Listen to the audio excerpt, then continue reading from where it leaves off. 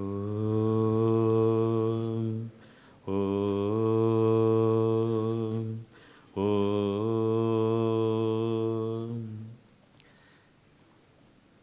ഗുരുബ്രഹ്മ ഗുരുർവിഷ്ണു ഗുരുദേവോ മഹേശ്വര ഗുരു സാക്ഷാത് പരബ്രഹ്മ തസ്മൈ ശ്രീ ഗുരവേ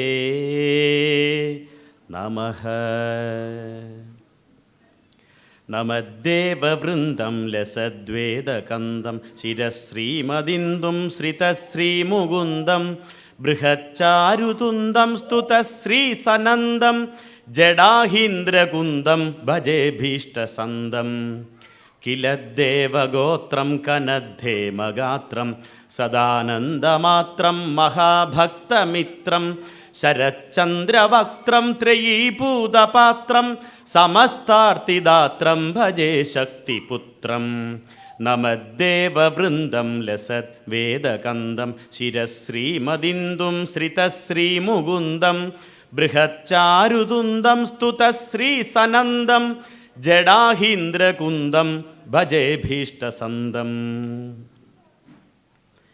യാ കുന്ദേന്ദു തുഷാരഹാരധവള യാ ശുഭ്രവസ്ത്രാവൃത യാ വീണാവരദണ്ഡമണ്ഡിതകര യാ ശ്വേതപത്മാസന യാ ബ്രഹ്മാച്യുതശങ്കരപ്രഭൃതിഭിർ ദേവൈ സദാ പൂജിത സാ മാം പാതു സരസ്വതി ഭഗവതി നിശേഷജാഠ്യാപഹ. വാഗർത്ഥാവിവ സംപൃക്തൗ വാഗർത്ഥപ്രതിപത്തയേ ജഗദഃ പിതരൗ വന്ദേ പാർവതീ പരമേശ്വരൗ. ഓം സഹനാവവതു സഹനൗ ഭുനക്തു സഹ വീര്യം കരവാവഹൈ തേജസ്വിനാവധീതമസ്തു മാ വിദ്വിഷാവഹൈ. ഓം ശാന്തി ശാന്തി ശാന്തി.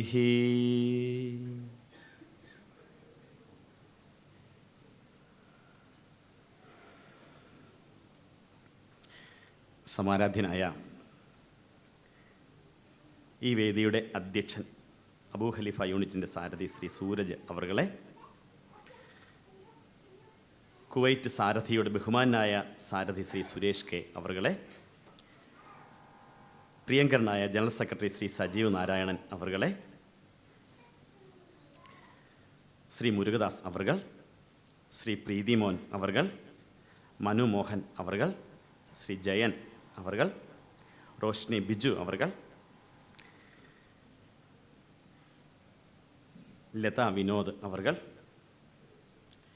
ഈ വേദിയിലുള്ള സാരഥിയുടെ നല്ലവരായ നേതാക്കന്മാരെ, അബൂ ഖലീഫ യൂണിറ്റിൻ്റെ സാരഥികളെ, വിവിധ മേഖലകളുടെ നേതാക്കന്മാരെ, പോഷക സംഘടനകളുടെ പ്രവർത്തകരെ, രവിവാര പാഠശാലയുടെ ഗുരുകുലത്തിൻ്റെ അധ്യാപകരെ, മറ്റ് വിശിഷ്ട വ്യക്തികളെ, എന്നെ ശ്രവിക്കുന്ന കുവൈറ്റിലെ എൻ്റെ പ്രിയപ്പെട്ട അമ്മമാരെ, പിതാക്കന്മാരെ, സഹോദരീ സഹോദരങ്ങളെ, പ്രിയമുള്ള കുട്ടികളെ, നിങ്ങൾക്കെല്ലാവർക്കും എൻ്റെ വിനീത നമസ്കാരം. രണ്ടാമത്തെ വർഷം, രണ്ടാമത്തെ ദിവസം നമ്മൾ ഇന്നിവിടെ കൂടിയിരിക്കുകയാണ്. കഴിഞ്ഞ വർഷം ഈ വേദിയിൽ വെച്ചാണ് ചതയത്തെക്കുറിച്ച് ഞാൻ നിങ്ങളോട് സംസാരിച്ചത്. ചതയത്തിൻ്റെ അന്ന് ഒരു കൊച്ചു ഗുരുമന്ദിരമൊക്കെ നിങ്ങൾ സജ്ജീകരിച്ച് ഗംഭീരമായ ചതയാഘോഷത്തിൽ പങ്കെടുത്തു. ഈ വർഷം അതിനേക്കാൾ മികച്ച രീതിയിൽ ഇന്നലെ പങ്കെടുക്കുകയുണ്ടായി. വളരെ അഭിമാനമുള്ള ഒരു പ്രസ്ഥാനം. ഒറ്റ വാക്കിൽ എനിക്ക് സാരഥിയെക്കുറിച്ച് അങ്ങനെയാണ് വിശേഷിപ്പിക്കാൻ തോന്നുന്നത്. ഏറ്റെടുക്കുന്ന കാര്യങ്ങളെ കൃത്യനിഷ്ഠയോടെയും സത്യസന്ധതയോടെയും ആത്മാർത്ഥതയോടെയും അതിലേറെ അർപ്പണ മനോഭാവത്തോടെയും ചെയ്യാൻ സാധിക്കുന്ന, ചെയ്തുകൊണ്ടിരിക്കുന്ന, മാതൃകാപരമായി പ്രവർത്തിക്കുന്ന ഒരു പ്രസ്ഥാനമാണ് കുവൈറ്റ് സാരഥി എന്ന് പറയുന്നത്. അങ്ങനെ ഒരു സ്ഥാപനത്തിൽ വന്ന് ഒരു ക്ലാസ് എടുക്കുക എന്ന് പറയുന്നത് വലിയ ഭാഗ്യമായിട്ടാണ് ഞാൻ വിചാരിക്കുന്നത്. കേവലം പല ചടങ്ങുകളിൽ നമ്മൾ പങ്കെടുക്കുമ്പോൾ അതൊരു വഴിപാട് കഴിക്കലാണോ എന്ന്, അങ്ങനെ ഒരു പ്രയോഗം ശരിയാണോ എന്ന് എനിക്ക് അറിഞ്ഞുകൂടാ. അമ്പലത്തിലൊക്കെ പോയി നമ്മൾ വഴിപാട് കഴിക്കാറുണ്ട്, അത് ഭക്തിപൂർവ്വം ചെയ്യുന്നൊരു കാര്യമാണ്. പക്ഷേ നമ്മുടെ പല പ്രവർത്തനങ്ങളും കാണുമ്പോൾ നമ്മൾ തന്നെ ചോദിക്കാറുണ്ട്, ഇതൊക്കെ ഒരു തരം വഴിപാട് കഴിക്കലാണോ എന്ന്. അങ്ങനെയല്ല, അതിനപ്പുറത്തേക്ക് ചെയ്യുന്നതെന്തും 100% സമർപ്പിച്ച് ചെയ്യുന്ന സംഘടനയാണ് സാരഥി എന്ന് പറയുന്നത്. അതിൻ്റെ ഏറ്റവും നല്ല ഉദാഹരണമായിരുന്നു ഇന്നലത്തെ ആഘോഷ പരിപാടികൾ എന്ന് പറയുന്നത്. ആദ്യ അവസാനം ഞാൻ അതിലുണ്ടായിരുന്നു. നിങ്ങളൊക്കെ ഒരുപക്ഷെ പല സമയത്തും അങ്ങോട്ടും ഇങ്ങോട്ടും മാറിപ്പോയിട്ടുണ്ടാവും. എനിക്കങ്ങനെ മാറാൻ പറ്റിയില്ല. വേറെ ഒന്നുമല്ല, പലയിടത്തോടെ മാറിപ്പോയിട്ട് പിന്നെ ഇന്നലെ കാണാനില്ല എന്നുള്ള അനൗൺസ്മെൻറ്റ് എന്നെക്കുറിച്ച് ഉണ്ടാവണ്ടല്ലോ എന്നാണ് ഞാൻ വിചാരിച്ചത്. ഒരുപാട് പിള്ളേരെ കാണാതെ പോയി. സാധാരണ ഇതിൽ ഈ ശബരിമല ചെല്ലുമ്പോഴാണ് നമ്മൾ ഈ കണ്ടില്ല അമ്മ നീ എന്നെ വന്ന് വിളിക്കമ്മ എന്നൊക്കെ പറഞ്ഞ് പിള്ളേരുടെ അനൗൺസ്മെൻറ്റ് സാധാരണ കേൾക്കുന്നത് അങ്ങനെയാണ്. പക്ഷേ അത് കഴിഞ്ഞിട്ട് കാണുവാനില്ല എന്നുള്ളൊരു അനൗൺസ്മെൻറ്റ് ഞാൻ കേൾക്കുന്നത് ഈ സാരഥിയിൽ വന്നിട്ടാണ് കേട്ടോ. കാരണം ആ ജനബാഹുല്യത്തിൻ്റെ അടയാളമാണത്, വേറൊന്നിൻ്റെ അടയാളമല്ല. അവിടെ കൂടിയ ആളുകളുടെ ഇടയിൽ അത്രയും കുട്ടികളെ കരുതലോടെ സംരക്ഷിക്കാനുള്ള ഒരു വേദി നിങ്ങളവിടെ ഒരുക്കി. അതാണ് അതിൻ്റെ കാര്യം. അപ്പോൾ ഇത്രയും ആളുകൾ 10,500-ൽ പരം ആളുകൾ ഒരുമിച്ച് കൂടി ഒരു പരിപാടി നടത്തുക, അത് ആദ്യ അവസാനം നല്ല ചിട്ടയോടെയും ഭംഗിയായിട്ട് നടത്തുക, അതാണ് അതിൻ്റെ ഏറ്റവും വലിയ പ്രത്യേകത. ആ പ്രോഗ്രാം കമ്മിറ്റിയെയൊക്കെ എത്ര അഭിനന്ദിച്ചാലും മതിയാവില്ല കേട്ടോ. ഞാനൊക്കെ ഒരു സ്കൂളിൽ ഒരു ആനിവേഴ്സറി നടത്തുമ്പോൾ പെടുന്ന പാട് നമുക്കറിയാം. കാരണം ഒരു പരിപാടി നടത്താൻ വേണ്ടി എന്ത് ടെൻഷൻ അടിക്കുന്നുണ്ടെന്ന് അറിയാമോ. അപ്പോൾ അങ്ങനെയൊന്നും ഇല്ലാതെ വളരെ അനായാസമായിട്ട് അടുക്കും ചിട്ടയോടും കൂടി ഒരു പരിപാടി നിങ്ങൾ നടത്തി. വൈകിട്ടൊരു 7 മണിയോടുകൂടി എല്ലാം പര്യവസാനിപ്പിച്ചു. ഉച്ചക്കത്തെ ഭക്ഷണം തയ്യാറാക്കിയ യൂണിറ്റുകാരൊക്കെ എത്രയായാലും അഭിനന്ദനം അർഹിക്കുന്നു. കാരണം വളരെ ആത്മാർത്ഥതയോടുകൂടിയാണ് അവർ ആ കാര്യം ചെയ്തത്. സാധാരണഗതിയിൽ കേറ്ററിംഗ് യൂണിറ്റുകാരെ ഏൽപ്പിക്കേണ്ട ഒരു പരിപാടിയാണ്. നിങ്ങൾ സ്വമേധി അത് ഏറ്റെടുത്ത് ചെയ്തു. ഞാനിത് ഓരോന്നും എടുത്തു പറയുന്നതിൻ്റെ കാര്യം, ഇങ്ങനെ എല്ലാ കാര്യത്തിലും സാരഥ്യം വഹിക്കാൻ ശക്തരാണ് ഇവിടെയുള്ള ആളുകൾ എന്ന് മനസ്സിലാക്കുന്നതുകൊണ്ടാണ്. നിറഞ്ഞ മനസ്സോടെ എൻ്റെ അഭിനന്ദനങ്ങൾ ഇതിൻ്റെ സാരഥികൾക്കെല്ലാവർക്കും അർപ്പിച്ചുകൊണ്ട് സുദീർഘമായ ഒരു ആമുഖത്തിലേക്ക് പോകുന്നില്ല, നമുക്ക് നേരെ നമ്മുടെ വിഷയത്തിലേക്ക് പ്രവേശിക്കാം. സ്വാഗതം ആശംസിച്ചയാളും അധ്യക്ഷനും സൂചിപ്പിക്കുകയുണ്ടായി എന്തിനു വേണ്ടിയാണ് നമ്മൾ ഇങ്ങനൊരു വിഷയം ഏറ്റെടുത്തിരിക്കുന്നത് എന്ന്. അതിൻ്റെ പ്രസക്തി ഒരു പക്ഷേ ഇന്ന് കേരളത്തിൽ നിന്ന് വരുന്ന വാർത്തകളൊക്കെ കേൾക്കുമ്പോൾ നിങ്ങൾക്കറിയാം അല്ലേ. ഇന്നലെ 2 പ്രസ്താവനകളുണ്ടായിരുന്നു. ഒന്ന്, ശ്രീനാരായണ ഗുരുദേവൻ ഹിന്ദു സമൂഹത്തിൻ്റെ മഹാനായ ഒരു സന്യാസിയാണ്, പറയുന്നത് അവിടുത്തെ ഒരു പ്രത്യേക വിഭാഗത്തെ പ്രതിനിധീകരിക്കുന്ന ഒരു രാഷ്ട്രീയ നേതാവാണ്. ആ സെക്കൻഡിൽ തന്നെ അടുത്ത മറുപടി വരുന്നു, ശ്രീനാരായണ ഗുരുവിനെ അങ്ങനെ നിങ്ങളാരും സ്വന്തമാക്കാൻ ശ്രമിക്കേണ്ടതില്ല, ഗുരു കേരളത്തിൻ്റെ പൊതു സ്വത്താണ് എന്ന മറുപടി ആ നിമിഷം തന്നെ ഉണ്ടാവുന്നുണ്ട്. അപ്പോൾ ഇങ്ങനെ വാദങ്ങളും പ്രതിവാദങ്ങളും ഒക്കെ സമ്മേളിക്കുന്ന സമയത്താണ് നമ്മളൊക്കെ ഇവിടെ കൂടിച്ചേരുന്നത്. അപ്പം നമ്മുടെ ഇടയിലും ചില കൺഫ്യൂഷനൊക്കെ ഉണ്ടാകാൻ ഇടയുണ്ട്. പ്രത്യേകിച്ച് ഈ രാഷ്ട്രീയക്കാർ രാഷ്ട്രീയത്തിനനുസരിച്ച് ഗുരുവിനെ വ്യാഖ്യാനിക്കുന്നു.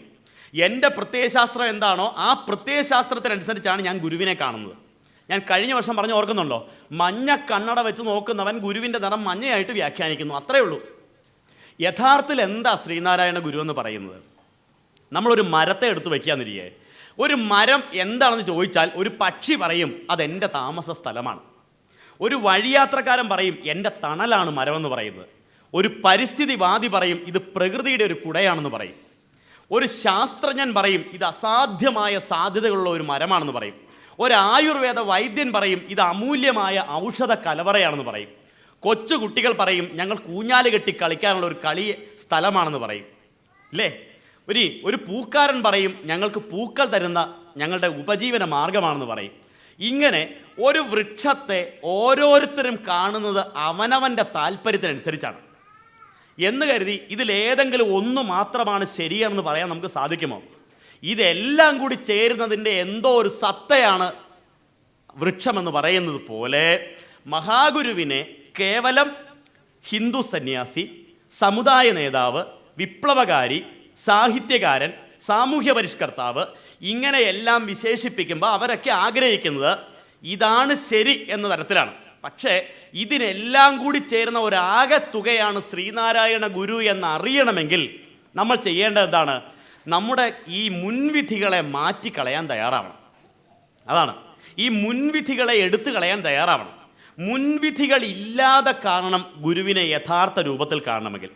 ഞാൻ നിങ്ങളോട് പറഞ്ഞു, മുൻവിധി ഇല്ലാതെ ഗുരുവിനെ കണ്ടു രവീന്ദ്രനാഥ ടാഗോർ. അതുകൊണ്ടാണ് പറഞ്ഞത് may a person who is one par with him in spiritual attainment. എന്താണ്? ശ്രീനാരായണ ഗുരുവിൻ്റെ മുകളിലല്ല, ഒപ്പമിരിക്കാൻ വേറൊരാളില്ല എന്ന് പറഞ്ഞു, വേറൊരു ഗുരുവില്ല എന്ന് പറഞ്ഞു. പറഞ്ഞത് ബംഗാളിലെ ഗുരുദേവ് എന്ന് വിളിക്കുന്ന ടാഗോറാ പറഞ്ഞത്. ഇനി നാം തിരിച്ചറിയേണ്ട ഒരു കാര്യമുണ്ട്. നമ്മളൊക്കെ ഇപ്പോഴും പറയുന്നു ലോകത്തിലെ ഏറ്റവും മഹാനായ ഹിന്ദു സന്യാസി ആരാണ്? ഭാരതം കണ്ട ഏറ്റവും മഹാനായ ഹിന്ദു സന്യാസി സ്വാമി വിവേകാനന്ദനാണെന്ന് നമ്മൾ പറയുന്നു, നമ്മൾ അംഗീകരിക്കുന്നു, യാതൊരു തർക്കവും ഇല്ല കാര്യത്തിൽ. പക്ഷേ അതേ വിവേകാനന്ദൻ്റെ നാട്ടിൽ നിന്നാണ് ഈ ടാഗോർ വരുന്നത്. നമ്മളെക്കാളൊക്കെ 100 മടങ്ങ് സ്വന്തം നാട്ടുകാരനറിയാം, ഇവർക്ക് പരസ്പരം അറിയാൻ സാധിക്കുമല്ലോ. ഇപ്പോൾ ഇവിടെയാണെങ്കിൽ ഒരു ഇടുക്കി ജില്ലക്കാരനാണെങ്കിൽ എന്നെ കുറെ കൂടെ അറിയാൻ പറ്റും. കാരണം എന്താണ്? ഞങ്ങൾ ഒരു ജില്ലക്കാരായതുകൊണ്ട്. നെടുങ്കണ്ടംകാരനാണെങ്കിൽ കുറച്ചുകൂടി അടുത്തറിയാൻ പറ്റും. അങ്ങനെയാണെങ്കിൽ വിവേകാനന്ദനെ നന്നായിട്ട് അറിയാവുന്ന ടാഗോർ തന്നെയാണ് പറയുന്നത്, ശ്രീനാരായണ ഗുരുവിൻ്റെ മുകളിലല്ല, ശ്രീനാരായണ ഗുരുവിൻ്റെ ഒപ്പമിരിക്കാൻ ലോകത്തൊരു ഗുരു വേറെ ഇല്ല എന്ന് പറയുന്നത് ബംഗാളിലെ ഗുരുദേവൻ വിളിക്കുന്ന ടാഗോറാണ്. ഇത് ഗുരുവിനെ മുൻവിധിയില്ലാതെ കണ്ടതിൻ്റെ ഉത്തമ അടയാളമാണ്. സത്യസന്ധമായ മനസ്സോടെ ഗുരുവിനെ കണ്ടതിൻ്റെ ദൃഷ്ടാന്തമാണത്. CF ആൻഡ്രൂസ് അങ്ങനെ കണ്ടതാണ്, കുമാരൻ ആശാൻ അങ്ങനെ കണ്ടു, മഹാത്മാഗാന്ധി അങ്ങനെ കണ്ടു, രാജഗോപാൽ ആചാരി അങ്ങനെ കണ്ടു. എന്തിനാ? CP രാമസ്വാമി അയ്യർ വരെ, സർ CP ഒക്കെ നമ്മൾ ഇവിടുന്ന് വെട്ടി ഓടിക്കുകയും ഒരുപാട് പ്രശ്നങ്ങളൊക്കെ ഉണ്ടാക്കിയല്ലോ. സർ CP രാമസ്വാമി അയ്യർ വരെ ശ്രീനാരായണ ഗുരുദേവനെ ഈശ്വര അവതാരം എന്നാണ് വിളിച്ചേക്കുന്നത്. അപ്പോൾ തുറന്ന കണ്ണുകളോടെ കാണാൻ പഠിക്കുക എന്നുള്ളതാണ് അടിസ്ഥാനപരമായിട്ട് നമ്മൾ ചെയ്യേണ്ട ദൗത്യം. അല്ലാതെ നമ്മുടെ മുൻവിധികളുടെ സ്കെയിൽ വെച്ചിട്ടല്ല ഗുരുവിനെ അളക്കേണ്ടത്. അപ്പോൾ സത്യസന്ധമായ മനസ്സോടെ ഗുരുവിനെ അളക്കാനും പഠിക്കാനും കഴിയുന്ന ഒരു മനോഭാവം വളർത്തിയെടുക്കേണ്ടതുണ്ട് നമ്മൾ. അതിനാണ് ഗുരുവിൻ്റെ സന്നിധിയിൽ ഇരുന്നിട്ട് കണ്ണുകൾ 5 മുള്ളടക്കി തെരുതര വീണ് വണങ്ങി ഓതിടേണം എന്ന് പറയുന്നത്. ആ മഹാസന്നിധിയിൽ ഇരുന്ന് കൊടുക്കുക, സ്വതന്ത്രമായ മനസ്സോടെ അവിടെ ഇരുന്ന് പഠിക്കുക, അത്രയേ ഉള്ളൂ ചെയ്യേണ്ടത്. അപ്പം അങ്ങനെ സത്യസന്ധമായ മനസ്സോടെ പഠിക്കാൻ നമുക്ക് സാധിക്കണം. പലരും വിചാരിക്കുന്നുണ്ട്, എന്താണ് സനാതന ധർമ്മം എന്ന് പറയുന്ന ഒരു വലിയ കൂടാരത്തിലെ ഒരു പ്രത്യേക വിഭാഗമാണ് ശ്രീനാരായണ ഗുരുവിൻ്റേത്, അല്ലെങ്കിൽ സനാതന ധർമ്മത്തിൻ്റെ വക്താവാണ് ശ്രീനാരായണ ഗുരുദേവൻ. അങ്ങനെ വിചാരിക്കുന്ന ആളുകളുണ്ട്, അവരെ ഞാൻ കുറ്റം പറയുന്നില്ല. അപ്പം നമുക്ക് ആദ്യം ഈ സനാതന ധർമ്മം എന്താണെന്ന് പഠിക്കേണ്ടതുണ്ട്. നമ്മളെല്ലാം ഹിന്ദുക്കളാണെന്ന് പറയുന്നു. ഹിന്ദു മതത്തിൻ്റെ അടിസ്ഥാന പ്രമാണങ്ങൾ എന്തൊക്കെയാണ് എന്ന് പഠിക്കണ്ടേ? ഒരു ക്രിസ്ത്യാനിയോട് ചോദിക്കൂ, ക്രിസ്തു മതത്തിൻ്റെ അടിസ്ഥാന പ്രമാണങ്ങൾ ഏതൊക്കെയാണ്? അനായാസം അയാൾ പറയും, എന്താണ്? നിന്നെപ്പോലെ നിന്റെ അയൽക്കാരനെ സ്നേഹിക്കണം, പൂർണ്ണതയിൽ നീ ദൈവത്തെ സ്നേഹിക്കണം. ഇത് ഈ 2 പ്രമാണങ്ങളിലാണ് അവർ നിൽക്കുന്നത്. ഒരു മുസ്ലിമിനോട് ചോദിക്കൂ, നിങ്ങളുടെ അടിസ്ഥാന പ്രമാണം ഏതാണ്? ലാ ഇലാഹ ഇല്ലല്ലാ, അല്ലാഹു അല്ലാതെ മറ്റൊരു ആരാധ്യനില്ല. അതാണ് അവരുടെ അടിസ്ഥാന പ്രമാണം എന്ന് പറയുന്നത്. ഒരു ഹിന്ദുവിനോട് ചോദിക്കൂ, നിങ്ങളുടെ അടിസ്ഥാന പ്രമാണം ഏതാണ്? അവൻ ഒരുപാട് കൂട്ടം കാര്യങ്ങൾ പറയാനുണ്ടായേക്കാം. പക്ഷേ സത്യസന്ധമായിട്ട് നമ്മൾ അറിയേണ്ടത് 4 അടിസ്ഥാന തത്വങ്ങളിൽ ഊന്നിയാണ് സനാതന ധർമ്മം എന്ന് പറയുന്ന ഗൃഹം നിലനിൽക്കുന്നത്. 4 പില്ലേഴ്സ് എന്ന് വേണമെങ്കിൽ പറയാം. ഒന്ന്, നിങ്ങൾക്കറിയാം, അഹം ബ്രഹ്മാസ്മി, ഈശ്വര ചൈതന്യം, സാക്ഷാൽ പരമാത്മ ചൈതന്യം, അത് ഞാൻ തന്നെയാണ്, അല്ലെങ്കിൽ എന്നിൽ അടങ്ങിയിരിക്കുന്ന ആ സത്തയെയാണ് ബ്രഹ്മ ചൈതന്യം എന്ന് വിളിക്കുന്നത്. ആ പരമമായ ബ്രഹ്മ ചൈതന്യം തന്നെയാണ് എൻ്റെ ഉള്ളിലിരിക്കുന്ന ചൈതന്യം എന്ന് പറയുന്നത്, അഹം ബ്രഹ്മാസ്മി. അപ്പം അഹം ബ്രഹ്മാസ്മി എന്ന സന്ദേശം. രണ്ടാമത്തേത് തത്വമസി, അത് നീ തന്നെയാകുന്നു എന്ന സന്ദേശം. ഏതാണ്? ഈ ഞാനിൽ അടങ്ങിയിരിക്കുന്നത് ഏത് സത്യം തന്നെയാണോ ആ സത്യം തന്നെയാണ് നിന്നിലും അടങ്ങിയിരിക്കുന്നത്, തത്വമസി. മൂന്നാമത്തേത് അയം ആത്മാ ബ്രഹ്മ, എന്താണ്? എൻ്റെ ഈ ആത്മാവിനെ തന്നെയാണ് ബ്രഹ്മ ചൈതന്യം എന്ന് പറയുന്നത്. നാലാമത്തേത് പ്രജ്ഞാനം ബ്രഹ്മ, എന്താണ്? അറിവാണ് ഈശ്വരൻ എന്ന് പറയുന്നത്. നോക്കൂ, ഈ 4 തത്വങ്ങളും എടുത്തിരിക്കുന്നത് നമ്മുടെ 4 വേദങ്ങളിൽ നിന്നാണ്. എന്താണ്? ഋഗ്വേദത്തിൽ നിന്നാണ് പ്രജ്ഞാനം ബ്രഹ്മ എന്നുള്ളത്, സാമവേദത്തിൽ നിന്നാണ് തത്വമസി എന്നുള്ളത്, അഥർവവേദത്തിൽ നിന്നാണ് അയം ആത്മാ ബ്രഹ്മ എന്നുള്ളത്, യജുർവേദത്തിൽ നിന്നാണ് അഹം ബ്രഹ്മാസ്മി എന്നുള്ളത്. ഇങ്ങനെ ഈ 4 വേദങ്ങളാണ് സനാതനധർമ്മത്തിൻ്റെ അടിസ്ഥാന ശിലകൾ എന്ന് പറയുന്നത്. ആ 4 വേദങ്ങളിലെ കാതലായ സത്യമാണ് അഹം ബ്രഹ്മാസ്മി, തത്വമസി, അയമാത്മാ ബ്രഹ്മ, പ്രജ്ഞാനം ബ്രഹ്മ. അപ്പം ഈ 4 സത്യങ്ങളെ അടിസ്ഥാനപ്പെടുത്തിയാണ് സനാതനധർമ്മം നിലനിൽക്കുന്നത്. അങ്ങനെയാണെങ്കിൽ ഈ സത്യത്തെ മനസ്സിലാക്കാൻ സാധിക്കുന്നതാണ് സനാതനധർമ്മത്തിലെ എല്ലാ ഗ്രന്ഥങ്ങളും എന്ന് പറയുന്നത്. എന്തൊക്കെയാണ്? രാമായണമുണ്ട്, മഹാഭാരതമുണ്ട്, ഇതിഹാസങ്ങൾ, ഉപനിഷത്തുക്കൾ, വേദങ്ങൾ, വേദാംഗങ്ങളായ ശാസ്ത്രങ്ങൾ, ഇതെല്ലാം അടങ്ങിയിരിക്കുന്നത്. എന്തുമാത്രം ഗ്രന്ഥങ്ങളാണ് നമുക്ക് അടങ്ങിയിരിക്കുന്നത്, എന്തുമാത്രം പുരാണ പ്രതിപാദനങ്ങളായ കഥകളാണ് നമുക്ക് അടങ്ങിയിരിക്കുന്നത്. ഇതെല്ലാം പ്രതിപാദിക്കുന്ന സത്യം ഈ 4 തത്വങ്ങളെ മനസ്സിലാക്കാൻ ഉപകരിക്കുന്നതാണ്. ഈ 4 സത്യത്തെ ബോധ്യപ്പെടുത്തി തരുന്നതിന് വേണ്ടിയാണ്. നിങ്ങൾക്കറിയാമോ, 18 മഹാപുരാണങ്ങളും 18 ഉപപുരാണങ്ങളും എഴുതിയിരിക്കുന്ന ആരാണ്? വ്യാസനാണ്. ഈ വ്യാസൻ പറഞ്ഞ അടിസ്ഥാനപരമായ ഒരു സന്ദേശമുണ്ട്. എന്താണ്? എന്തിനാണ് ഈ പുരാണങ്ങളും ഈ കഥകളും ഒക്കെ എഴുതി വെച്ചിരിക്കുന്നത്? ഇതിൻ്റെയൊക്കെ ആത്യന്തികമായ ലക്ഷ്യം എന്താണ്? നമ്മളൊക്കെ വിചാരിക്കുന്ന എന്താണ്? ഈ പുരാണ കഥാപാത്രങ്ങളെയെല്ലാം അങ്ങനെ തന്നെ അങ്ങോട്ട് വിശ്വസിക്കുക, അങ്ങനെ തന്നെ അങ്ങോട്ട് പ്രാർത്ഥിക്കുക, പ്രാർത്ഥിച്ച് കിട്ടാനുള്ളതൊക്കെ നേടിയെടുക്കുക, അതല്ലേ? അതുകൊണ്ടല്ലേ നിങ്ങൾക്കറിയാമോ നമ്മുടെ നാട്ടിൽ എന്തുമാത്രം ദൈവങ്ങളുണ്ട് എന്ന്? ഈ കായംകുളം കൊച്ചുണ്ണി ഒരു ദൈവമാണെന്ന് നിങ്ങൾക്കറിയാമോ?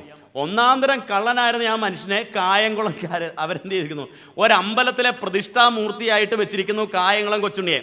ഉറുമ്പിനെ ദൈവമായിട്ട് വെച്ചിരിക്കുന്ന സ്ഥലം വേറെ എവിടെയെങ്കിലും ഉണ്ടാകുമോ?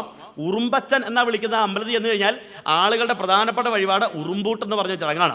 ഉറുമ്പച്ചന് കൊണ്ട് കൊടുത്താൽ വീട്ടിൽ ഉറുമ്പിൻ്റെ ശല്യം ഉണ്ടാവത്തില്ല അത്രേ. നോക്കൂ എൻ്റെ പ്രിയപ്പെട്ടവരെ, ഞാൻ പറയുന്നത് ഇതെല്ലാം നമ്മുടെ നാടിൻ്റെ പ്രത്യേകതയാണ്. ഉറുമ്പിനെ ദൈവമായിട്ട് ആരാധിക്കുന്നത് എന്തിനാ? പാഞ്ചാലിയുടെ വസ്ത്രം പിടിച്ചഴിച്ച ദുശാസനെ പോലും ദൈവമായിട്ട് ആരാധിക്കുന്ന സ്ഥലമാണ് നമ്മുടേത്.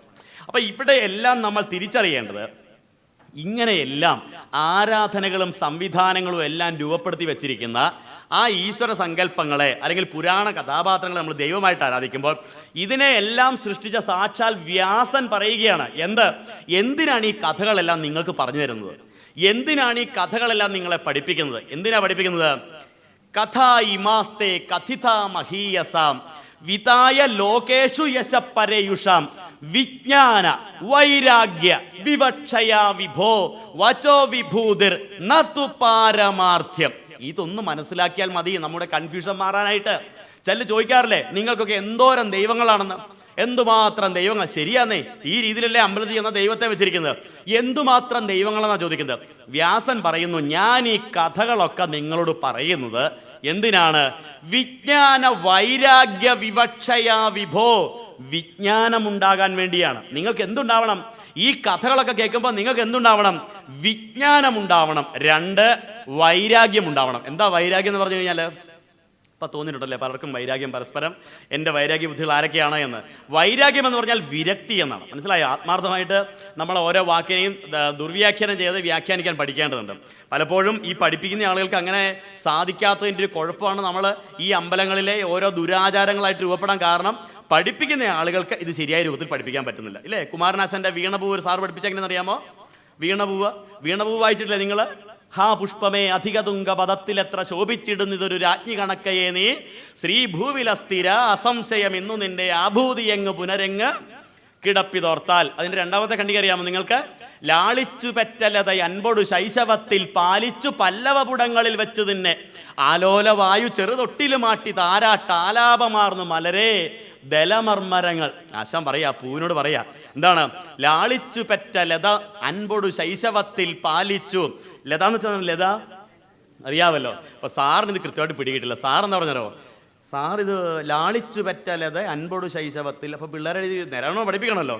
സാറ് ലാളിച്ചു പെറ്റ ലത. ആരാ പറ്റത്? ലത പറ്റൂ. എപ്പ പറ്റൂ? ശൈശവത്തിലെ. അവളാണ്. ശരിയാണോ എന്ന തരത്തിലേക്ക് ദുർവ്യാഖ്യാനം ചെയ്ത് പോകേണ്ടി വരും.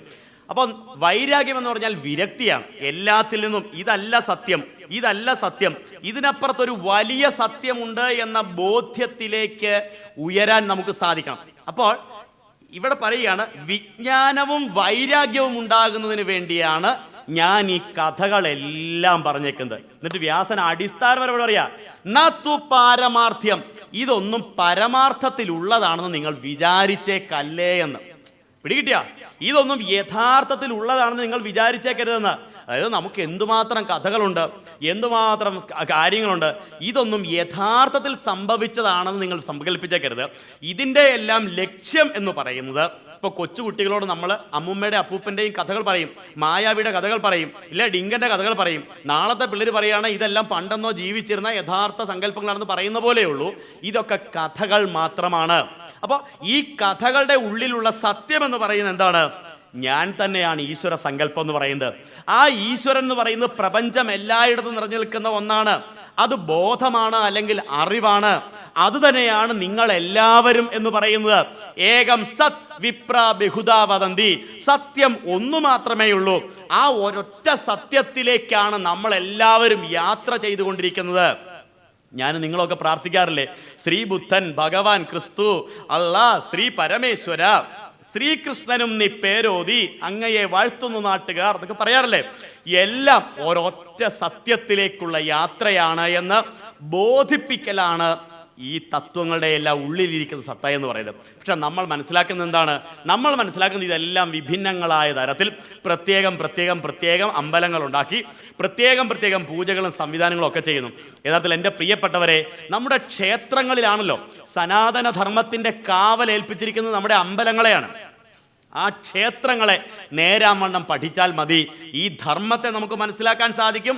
ഒപ്പം ഇതിൻ്റെ എല്ലാം പിറകിലുള്ള സത്തയെ നമുക്ക് മനസ്സിലാക്കാൻ പറ്റും. എന്താണ് ക്ഷേത്രമെന്ന് പറയുന്നത്? ക്ഷേത്രം എന്ന് പറഞ്ഞാൽ അമ്പലം എന്ന് പെട്ടെന്ന് വിശേഷിപ്പിച്ചേക്കാം നിങ്ങൾ.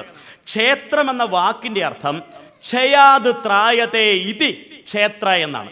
ക്ഷയത്തിൽ നിന്ന്, നാശത്തിൽ നിന്ന് രക്ഷിക്കുന്നത് എന്തോ അതാണ് ക്ഷേത്രം. ക്ഷയാത് ത്രായതേ ഇതി ക്ഷേത്ര. അതുകൊണ്ട് ഓരോ വാക്കിനും അങ്ങനെ ഒരു അർത്ഥമുണ്ട്. നമ്മുടെ ഭാഷയുടെ ഏറ്റവും വലിയ പ്രത്യേകത ഇതാണ്. എല്ലാം ഉണ്ടായിരിക്കുന്നത് കൃത്യമായ ഒരു അറിവിൻ്റെ പിൻബലത്തിൽ തന്നെയാണ്. നാശത്തിൽ നിന്ന് രക്ഷിക്കുന്നതിനെയാണ് ക്ഷേത്രങ്ങൾ എന്ന് പറയുന്നത്. എന്തൊക്കെ തരത്തിലുള്ള നാശങ്ങൾ? ആത്മീയമായിട്ടും ഭൗതികമായിട്ടും സാംസ്കാരികമായിട്ടും സാമൂഹ്യമായിട്ടും അങ്ങനെ എല്ലാ തരത്തിലുള്ള കുറവുകളെയും പരിഹരിക്കുന്ന കേന്ദ്രങ്ങളെയാണ് ക്ഷേത്രം എന്ന് പറയുക. പക്ഷെ നമ്മൾ പലപ്പോഴും കാണുന്നത് എന്താണ്? അമ്പലത്തിൽ ചെല്ലുക, അവിടെ നിന്ന് വഴിപാടുകളൊക്കെ കഴിക്കുക, പൂജ നടത്തുക, കുറേ കാര്യങ്ങളൊക്കെ ഇങ്ങനെ ചെയ്യുക, തിരിച്ചു പോരുക. ഇതാണ് യഥാർത്ഥത്തിൽ ഈ ക്ഷേത്രം എന്ന് പറഞ്ഞാൽ എന്താണ്? ഞാൻ പറഞ്ഞല്ലോ, നാശത്തിൽ നിന്ന് രക്ഷിക്കുന്ന കേന്ദ്രങ്ങളാണെന്ന് പറയുമ്പോൾ ആ ക്ഷേത്രത്തെ നമ്മൾ മനസ്സിലാക്കേണ്ടത് മുമ്പേ വ്യാസൻ പറഞ്ഞതുപോലെ അതാണ് സത്യമെന്നല്ല, അതിനകത്തൊരു സത്യം ഇരിപ്പുണ്ട്. നിങ്ങൾക്കറിയുമോ ഒരു ക്ഷേത്രം പണിയുടെ മാതൃക എന്താണ് എന്ന്? ഒരു ക്ഷേത്രം, ഈ ഒരു കെട്ടിടം പണിയാൻ ഒരു സ്കെച്ചും പ്ലാനും തയ്യാറാക്കുമ്പോൾ എഞ്ചിനീയർക്ക് ഒരു മാതൃകയുണ്ട് അല്ലേ? ഒരു പള്ളി പണിയുമ്പോൾ അതിനൊരു മോഡലുണ്ട്, മസ്ജിദിനൊരു മാതൃകയുണ്ട്. ക്ഷേത്രത്തിൻ്റെ മാതൃക എന്ന് പറയുന്നത്, ക്ഷേത്രത്തിൻ്റെ മോഡൽ എന്ന് പറയുന്നത് നമ്മൾ ഓരോരുത്തരുമാണ്. ഇത് തിരിച്ചറിയും നിങ്ങൾ, നമ്മൾ ഓരോരുത്തരുമാണ് എന്ന് പറഞ്ഞു കഴിഞ്ഞാൽ ഒരു മനുഷ്യ ശരീരത്തിൻ്റെ മാതൃകയിലാണ് അമ്പലങ്ങൾ നിർമ്മിച്ചിരിക്കുന്നത്. കേട്ടോളൂ അതിൻ്റെ പ്രമാണം. ഗർഭഗൃഹ ശിരപ്രോക്തം അന്തരാളം മുഖം തഥാ സുഖാസനം ഗളശ്ചൈവ ബാഹുശ്ചൈവാർത്ഥമണ്ഡപം മഹാമണ്ഡപം കുക്ഷിസ്യാൽ പ്രാകാരം ജാനുജംഗയോഹോ ഗോപുരം ദേവപാദം സ്യാത് യദ്യേവം ലക്ഷണം ശുഭം. ഇത് മനസ്സിലാക്കിയാൽ മതി. അമ്പലത്തെ പഠിക്കാൻ ഇത്രയും മനസ്സിലാക്കിയാൽ മതി. എന്താണ്? ദേവന്റെ വിഗ്രഹം വച്ചിരിക്കുന്ന സ്ഥലത്തിന് പറയുന്ന പേരാണ് ഗർഭഗൃഹം എന്ന് പറയുന്നത്. അത് ഒരു മനുഷ്യന്റെ ശരീരത്തിൽ തലയുടെ സ്ഥാനമാണ്. ഗർഭഗൃഹ ശിരപ്രോക്തം. ഇനി ആ വിഗ്രഹം വച്ചിരിക്കുന്നതിന്റെ ചുറ്റുമുള്ള പ്രദേശമാണ് അന്തരാളം എന്ന് പറയുന്നത്. നിങ്ങളൊക്കെ വലിയ അമ്പലത്തിൽ പോയാൽ ഇതെല്ലാം കാണാൻ പറ്റും. ഇപ്പൊ ഏറ്റുമാനൂർ അമ്പലത്തിലോ വൈക്കത്ത് അമ്പലത്തിലോ പോയി കഴിഞ്ഞാൽ അവിടെ ആ വിഗ്രഹം വച്ചിരിക്കുന്നത് ആ പ്രധാന കോവിലിന്റെ അകത്ത് വേറൊരു കോവിൽ ഉണ്ടാക്കിയാണ്. ശ്രദ്ധിച്ചിട്ടുണ്ടോ നിങ്ങൾ? അതിനാണ് ഗർഭഗൃഹം എന്ന് പറയുന്നത്. അതിൻ്റെ നടുക്കാണ് വിഗ്രഹം ഇരിക്കുന്നത്. അതിന് ചുറ്റുമുള്ള പ്രദേശമാണ് അന്തരാളം. അത് മുഖം എന്നറിയപ്പെടുന്നു. ആദ്യത്തേത് തലയാണെങ്കിൽ അന്തരാളം മുഖം തഥാ സുഖാസനം, അവിടുന്ന് ഇറങ്ങി വരുന്ന ആ ഭാഗം അതാണ് കഴുത്ത് എന്ന് പറയുന്നത്. സുഖാസനം ഗളശ്ചൈവ ബാഹുശ്ചൈവാർത്ഥമണ്ഡപം, മണ്ഡപങ്ങൾ എന്ന് പറയുന്ന പ്രദേശമാണ് കൈകൾ എന്ന് പറയുന്നത്. അതിൻ്റെ താഴെയുള്ള പ്രദേശമാണ് മഹാമണ്ഡപം. കുക്ഷിസ്യാൽ വയറെന്നറിയപ്പെടുന്നു. പ്രാകാരം എന്ന് പറയുന്നത് ജാനുജംഗയോഹോ, അറിയാമല്ലോ, മുട്ടും തുടകളുമാണ്. ഗോപുരം ദേവപാദം സ്യാത്, അമ്പലത്തിലെ ഗോപുരങ്ങൾ എന്നറിയപ്പെടുന്നത് ദേവതയുടെ കാലുകളുടെ പാദങ്ങളാണ്. യദ്യേവം ലക്ഷണം ശുഭം. നോക്കൂ പ്രിയപ്പെട്ടവരെ, അതുകൊണ്ടാണ് ദേവതയുടെ പാദങ്ങളാണ് ഗോപുരങ്ങൾ എന്ന് പറയുന്നത്. അപ്പം നമ്മൾ പാദരക്ഷകൾ എവിടെ അഴിച്ചു വെക്കാറുള്ളത്? സാധാരണ ആ ഗോപുരത്തിന്റെ പുറത്ത് അഴിച്ചു വെച്ചിട്ടാണ്. കാരണം അവിടെ മുതൽ ദേവതാ ശരീരത്തിനകത്തേക്കാണ് നമ്മൾ കയറിപ്പോകുന്നത്. അല്ലാതെ വെറും ഒരു കെട്ടിടത്തിനകത്തേക്കല്ല പോകുന്നത് കേട്ടോ. നമുക്കെല്ലാവരും തോന്നലുണ്ട് അമ്പലത്തിനകത്ത് എന്ന് ദൈവത്തോട് പ്രാർത്ഥിക്കാമെന്ന്. ഈ അമ്പലത്തെ അല്ലെങ്കിൽ ക്ഷേത്രത്തെ മുഴുവനും തീരുമാനിച്ചു വച്ചിരിക്കുന്നത് ദേവതയുടെ ആകെ കൂടിയ ശരീരമായിട്ടാണ്. അതിൽ തലയുടെ സ്ഥാനം മാത്രമാണ് എവിടെയുള്ളത്? തലയുടെ സ്ഥാനം മാത്രമാണ് എവിടെയുള്ളത്? ആ ശ്രീകോവിലിന്റെ അകത്തുള്ള ഗർഭഗൃഹത്തിന്റെ അകത്തിരിക്കുന്നത്. മനസ്സിലായോ?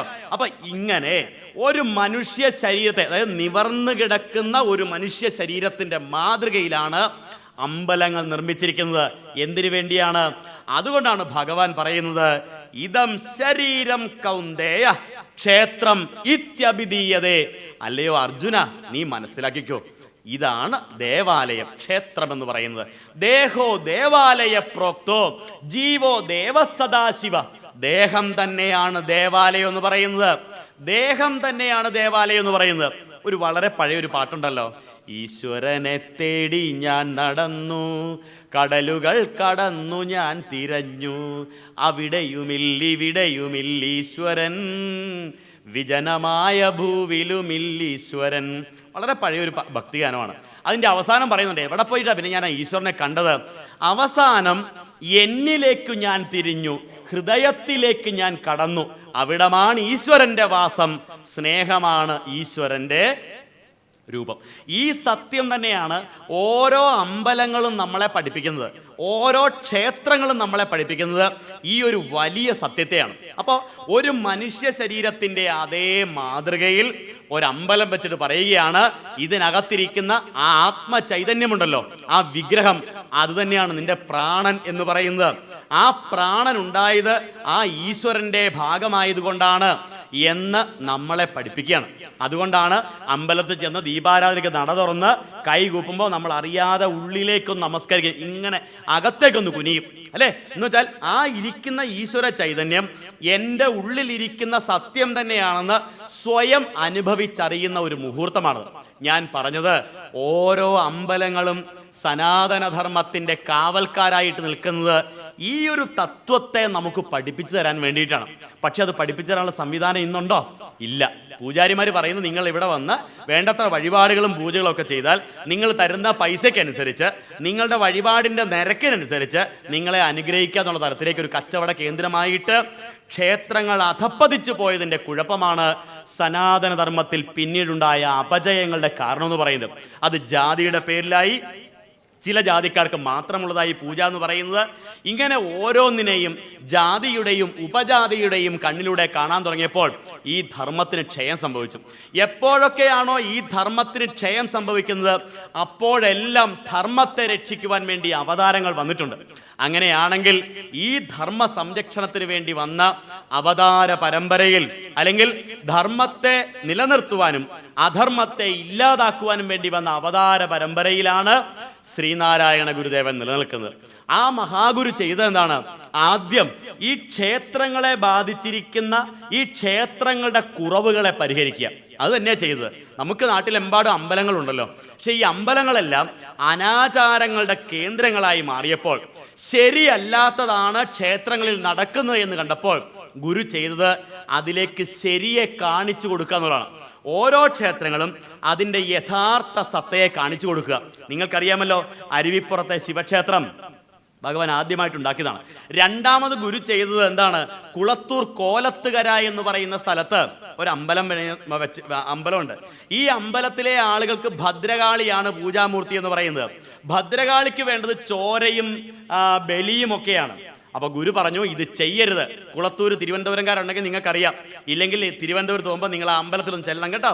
അപ്പോൾ ഭദ്രകാളിക്ക് ചോര കൊടുക്കരുതെന്ന് പറഞ്ഞപ്പോൾ നാട്ടുകാർ പറഞ്ഞു, സ്വാമിക്ക് ഇങ്ങനെയൊക്കെ പറയാം, ഇത് പരമ്പരയായിട്ട് നമ്മളിവിടെ ചെയ്തു വരുന്നതാണ്, അത് മുടക്കി കഴിഞ്ഞാൽ ദേവി ഇവിടെ ഭയങ്കര പ്രശ്നങ്ങളൊക്കെ ഉണ്ടാക്കും, അതുകൊണ്ട് ഉറപ്പായിട്ട് ഞങ്ങൾക്ക് നിഷേധിക്കാൻ വയ്യാന്ന് പറഞ്ഞു. അപ്പോൾ ഗുരു പറഞ്ഞു, ഭദ്രകാളിക്ക് ചോര കൂടാണ്ട് നിവൃത്തിയില്ലെങ്കിൽ ഒരു കാര്യം ചെയ്യാം, നമുക്ക് ഈ ഭദ്രകാളിയെ തന്നെ അങ്ങോട്ട് മാറ്റാം.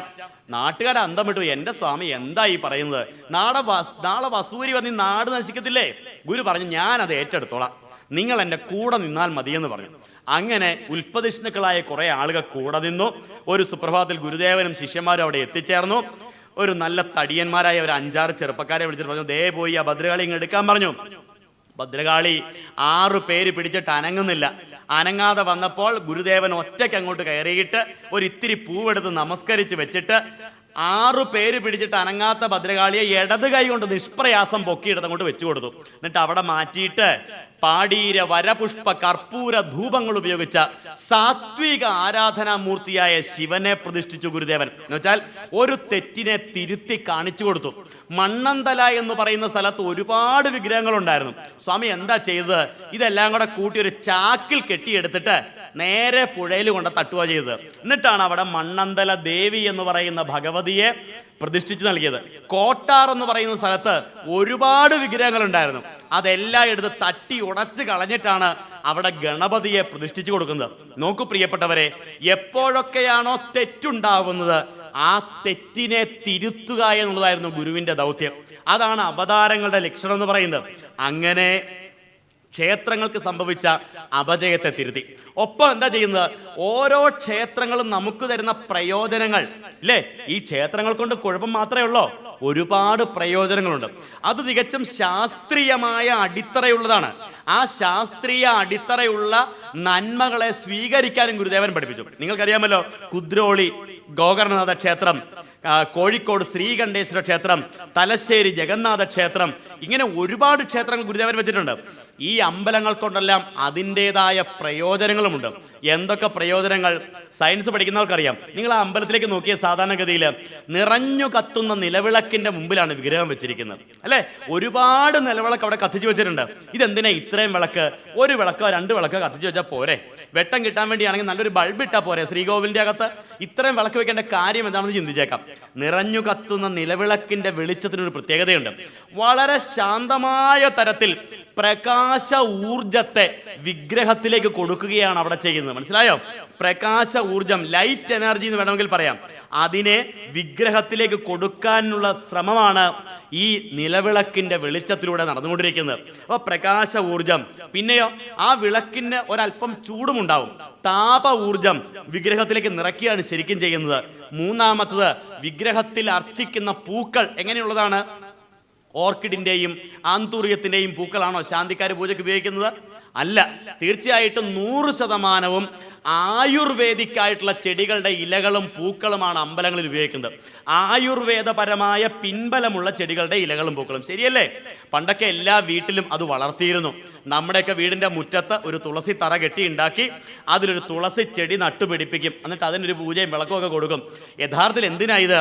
അതിന്റെ പ്രാധാന്യം മനസ്സിലാക്കിയിട്ടാണ്.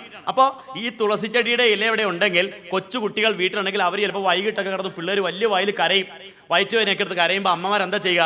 നേരെ പോയി ആ തുളസിത്തറയിലെ ചെടിയിൽ നിന്ന് 2 തുളസിയില പറിച്ച് കയ്യിലിട്ട് ഞെരടി തിരുമ്മി ഒരു 2 തുള്ളി തുളസി നീര് കൊച്ചിന്റെ വായിൽ ഇറ്റിച്ച് കൊടുക്കുമ്പോൾ കൊച്ചു കരച്ചിൽ നിർത്തും. ശരിയല്ലേ?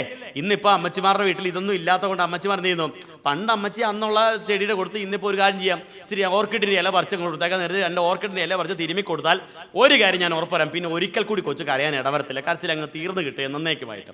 അപ്പോൾ കാലത്തിനൊരു വ്യത്യാസം നിങ്ങൾ പരിഗണിച്ചാൽ മതി. ഏതായാലും ആയുർവേദപരമായ ചെടികളുടെ ഇലകളും പൂക്കളും വിഗ്രഹത്തിലേക്ക് കൊടുക്കുന്നത് കെമിക്കൽ എനർജി അഥവാ രാസ ഊർജത്തെയാണ്. പിന്നെയോ അമ്പലത്തിനകത്തുണ്ടാകുന്ന ശബ്ദങ്ങൾ നിങ്ങൾ ശ്രദ്ധിച്ചിട്ടുണ്ടോ? എന്താണ്? മണിയടിയുടെ ശബ്ദം, ശംഖനാദത്തിന്റെ ശബ്ദം, ഈ ശബ്ദങ്ങൾ മന്ത്രജപത്തിന്റെ ശബ്ദം. ഈ ശബ്ദം വിഗ്രഹത്തിലേക്ക് ശബ്ദ ഊർജത്തെയാണ് കൊടുക്കുന്നത്. അല്ലാതെ വെറുതെ ഒരു രസത്തിന് വേണ്ടിയല്ല മണിയടിക്കുന്നത്, വെറുതെ ഒരു തമാശയ്ക്ക് വേണ്ടിയല്ല ശംഖ് വിളിക്കുന്നത്. അപ്പൊ ശബ്ദ ഊർജം അഥവാ സൗണ്ട് എനർജി. നോക്കൂ പ്രിയപ്പെട്ടവരെ, ഓരോ അമ്പലങ്ങളും ഇത്തരം ഊർജ കേന്ദ്രങ്ങളാണ്. ശബ്ദ, താപ, പ്രകാശ, രാസ ഊർജത്തെ വിഗ്രഹത്തിലേക്ക് നിറയ്ക്കുന്ന പ്രക്രിയയാണ് ഓരോ അമ്പലങ്ങളിലെയും ശാന്തിക്കാർ ചെയ്തുകൊണ്ടിരിക്കുന്നത്. അതാണ് അവരുടെ ദൗത്യം എന്ന് പറയുന്നത്. ഇനിയോ നമ്മൾ ആ അമ്പലത്തിലേക്ക് ഭക്തിപൂർവ്വം ചെന്ന് കഴിയുമ്പോൾ എന്നാ സംഭവിക്കുന്നത്?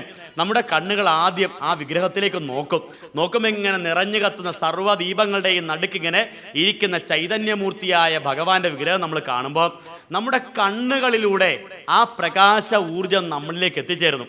ഇനി അമ്പലത്തിലെ ആ ശബ്ദമുണ്ടല്ലോ, മണിയടിക്കുന്നതിന്റെ, ശംഖ് വിളിക്കുന്ന ശബ്ദം കേൾക്കുമ്പോൾ കാതുകളിലൂടെ ആ ഈശ്വരീയമായ ചൈതന്യം നമ്മളിലേക്ക് എത്തിച്ചേരുന്നു. ഇനി ആ അമ്പലത്തിലെ ഗന്ധം എങ്ങനെയുള്ളതാണ്? സാമ്പ്രാണിയുടെയും കർപ്പൂരത്തിന്റെയും തുളസിയുടെയും ഗന്ധം മൂക്കിലൂടെ നമ്മുടെ ഉള്ളിലേക്ക് ഈശ്വരീയമായ ചൈതന്യത്തെ എത്തിക്കുന്നു. ഇനി അവിടുന്ന് കിട്ടുന്ന പ്രസാദം, ഒരു ഇത്തിരി പഴന്നുറുക്കോ ഒരല്പം പായസമോ കഴിക്കുമ്പോൾ നാവെന്ന് പറയുന്ന 4ാമത്തെ ഇന്ദ്രിയത്തിലൂടെ നമ്മൾ ആ ഈശ്വരീയ ചൈതന്യത്തെ അനുഭവിക്കുന്നു.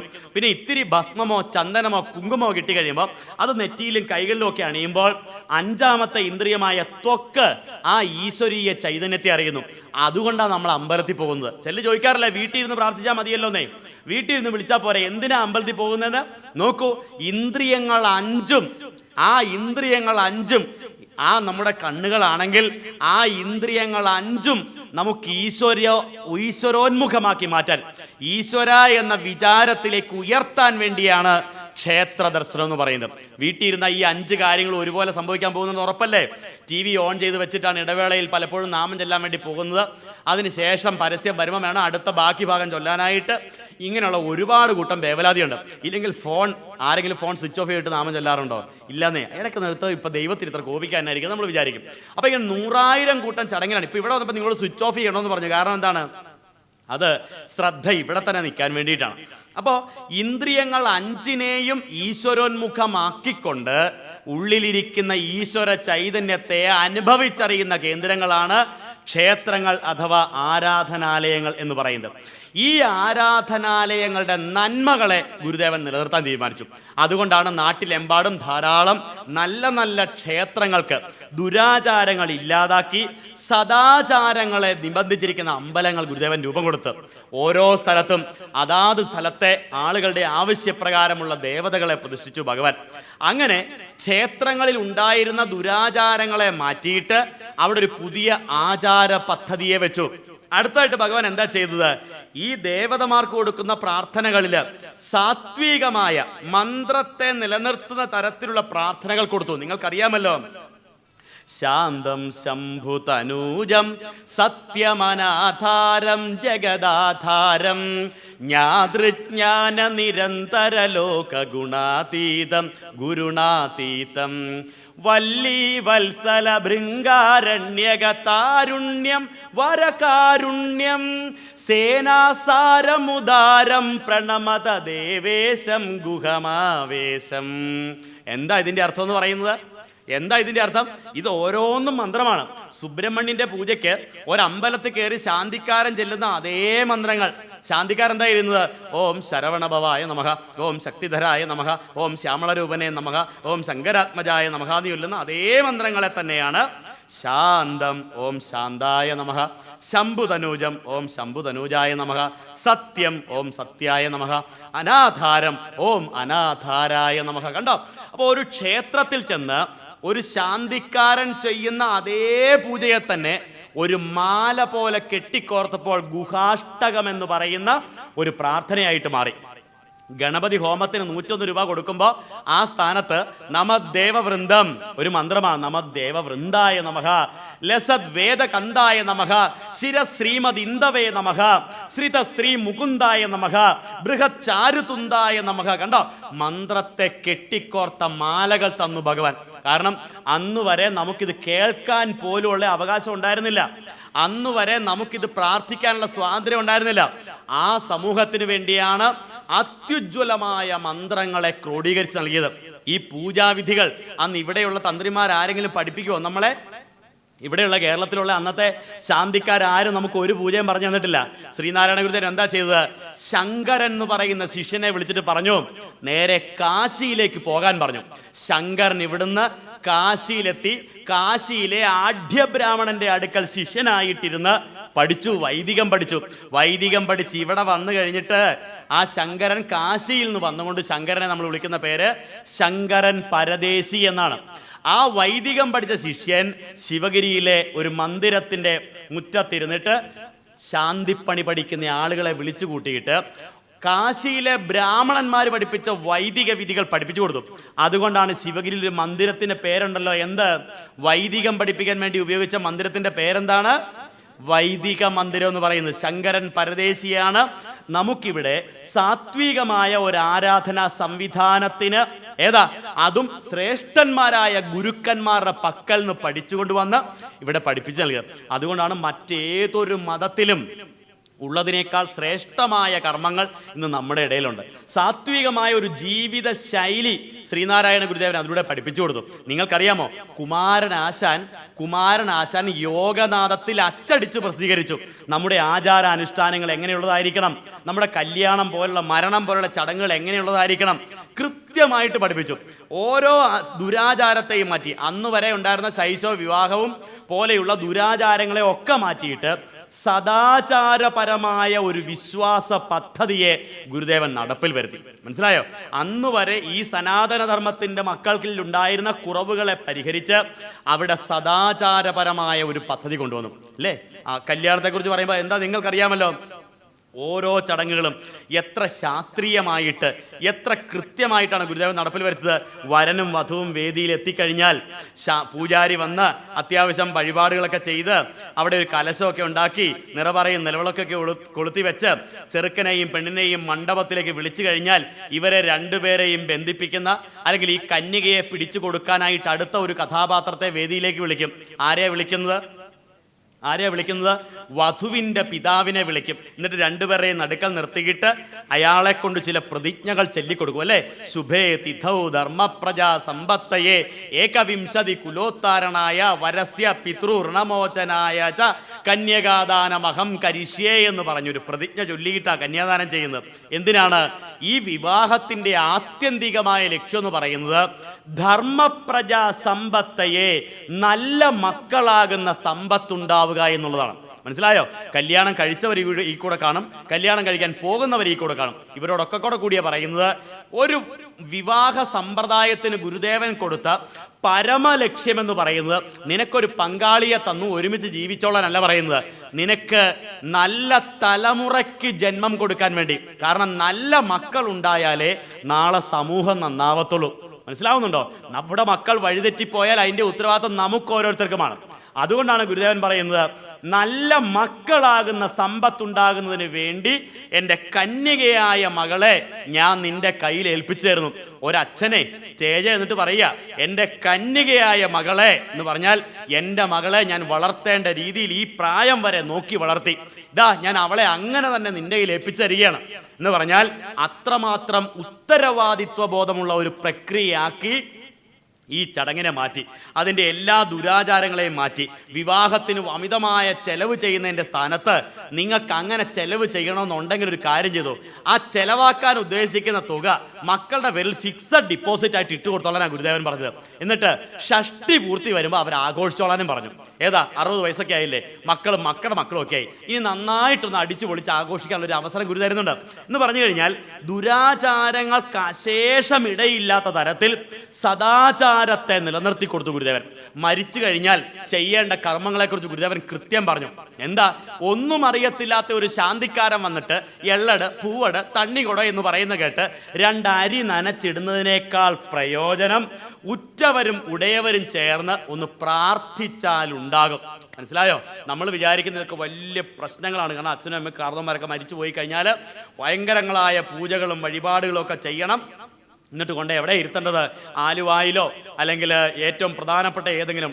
ജീവിച്ചിരുന്നപ്പോൾ ഈ അപ്പനാകുന്നേ പോകുന്ന പറഞ്ഞാൽ എൻ്റെ മോനെ എനിക്ക് ആ ആലുവ ശിവരാത്രി ഒന്ന് കൂടുമ്പോൾ തന്തം മിണ്ടിപ്പോകരുത്, നിങ്ങൾ മര്യാദയ്ക്ക് പരിക്കാതിരിക്കുക, ഞാൻ പോയിട്ട് വരാമെന്ന് പറഞ്ഞ മകൻ മരിച്ചു കഴിഞ്ഞപ്പോൾ അച്ഛൻ്റെ ആഗ്രഹം കാശിക്ക് പോകണമെന്ന് എന്നാൽ കൊണ്ടുപോയേക്കാം, കുടത്തി കെട്ടി കൊണ്ടുപോകാൻ ഇനി ഇങ്ങോട്ട് വരും എന്നുള്ള ഉറപ്പില്ല. അതുകൊണ്ട് തീർച്ചയായിട്ടും അങ്ങനെ കൊണ്ടുപോകുന്നത് ഗുരു പറയുകയാണ്, ജീവിച്ചിരിക്കുമ്പോൾ അച്ഛനന്മാരോടുള്ള കടമകളെ ചെയ്യൂ, എന്നിട്ട് മരിച്ചു കഴിഞ്ഞാൽ 10 ദിവസം എന്നേ പറഞ്ഞുള്ളൂ. ഇപ്പം അത് 16, 21 ആയിപ്പോട്ടെങ്കിൽ നമ്മളാ ഉത്തരവാദികളാണ്. 10 ദിവസം ഒരുമിച്ച് എന്നിട്ട് നാമം ജപിച്ചാൽ മതിയെന്ന്. നോക്കൂ, ഒരു ദുരാചാരത്തെ മാറ്റിയിട്ട് ഒരു സദാചാരത്തെ തന്നു ഗുരുദേവൻ എന്ന് പറഞ്ഞു കഴിഞ്ഞാൽ ആചാരങ്ങൾ ശാസ്ത്രീയമായിട്ട് നടപ്പിലാക്കേണ്ടതാണ്, ആചാരങ്ങൾ ശാസ്ത്രീയമായിട്ട് ശുദ്ധീകരിക്കപ്പെടേണ്ടതാണ്. അങ്ങനെ സദാചാരപരമായ ഒരു ആചാര പദ്ധതിയെ ഗുരുദേവൻ ഏറ്റെടുത്ത് നടപ്പിൽ വരുത്തി. ഈ ക്ഷേത്രങ്ങളോടനുബന്ധിച്ച് ഇതിനെല്ലാമുള്ള സ്ഥാനം കൊടുത്തു. ഒരു പരിധി കടന്നപ്പോൾ ഗുരുവിന് മനസ്സിലായി ക്ഷേത്രങ്ങൾ വീണ്ടും അന്ധവിശ്വാസത്തിന്റെ വഴിയിലേക്ക് പോകുന്നു. ഇല്ലേ?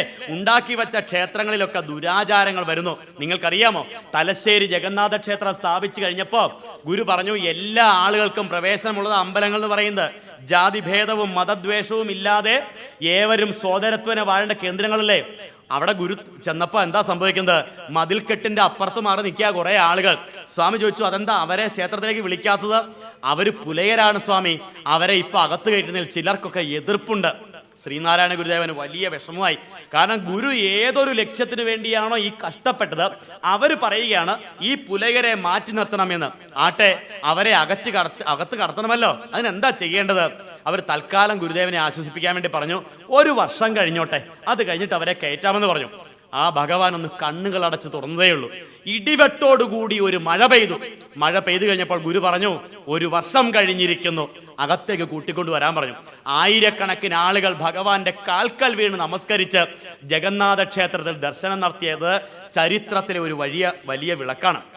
ഞാൻ പറഞ്ഞത്, ഇങ്ങനെ ദുരാചാരങ്ങളെ മാറ്റി സദാചാരത്തെ നിലനിർത്തുകയായിരുന്നു ഗുരുവിൻ്റെ അവതാര ഉദ്ദേശം എന്ന് പറയുന്നത്. ഓരോ ക്ഷേത്രങ്ങളിലും ഭഗവാന്റെ ഇടപെടലുകളുണ്ടായി.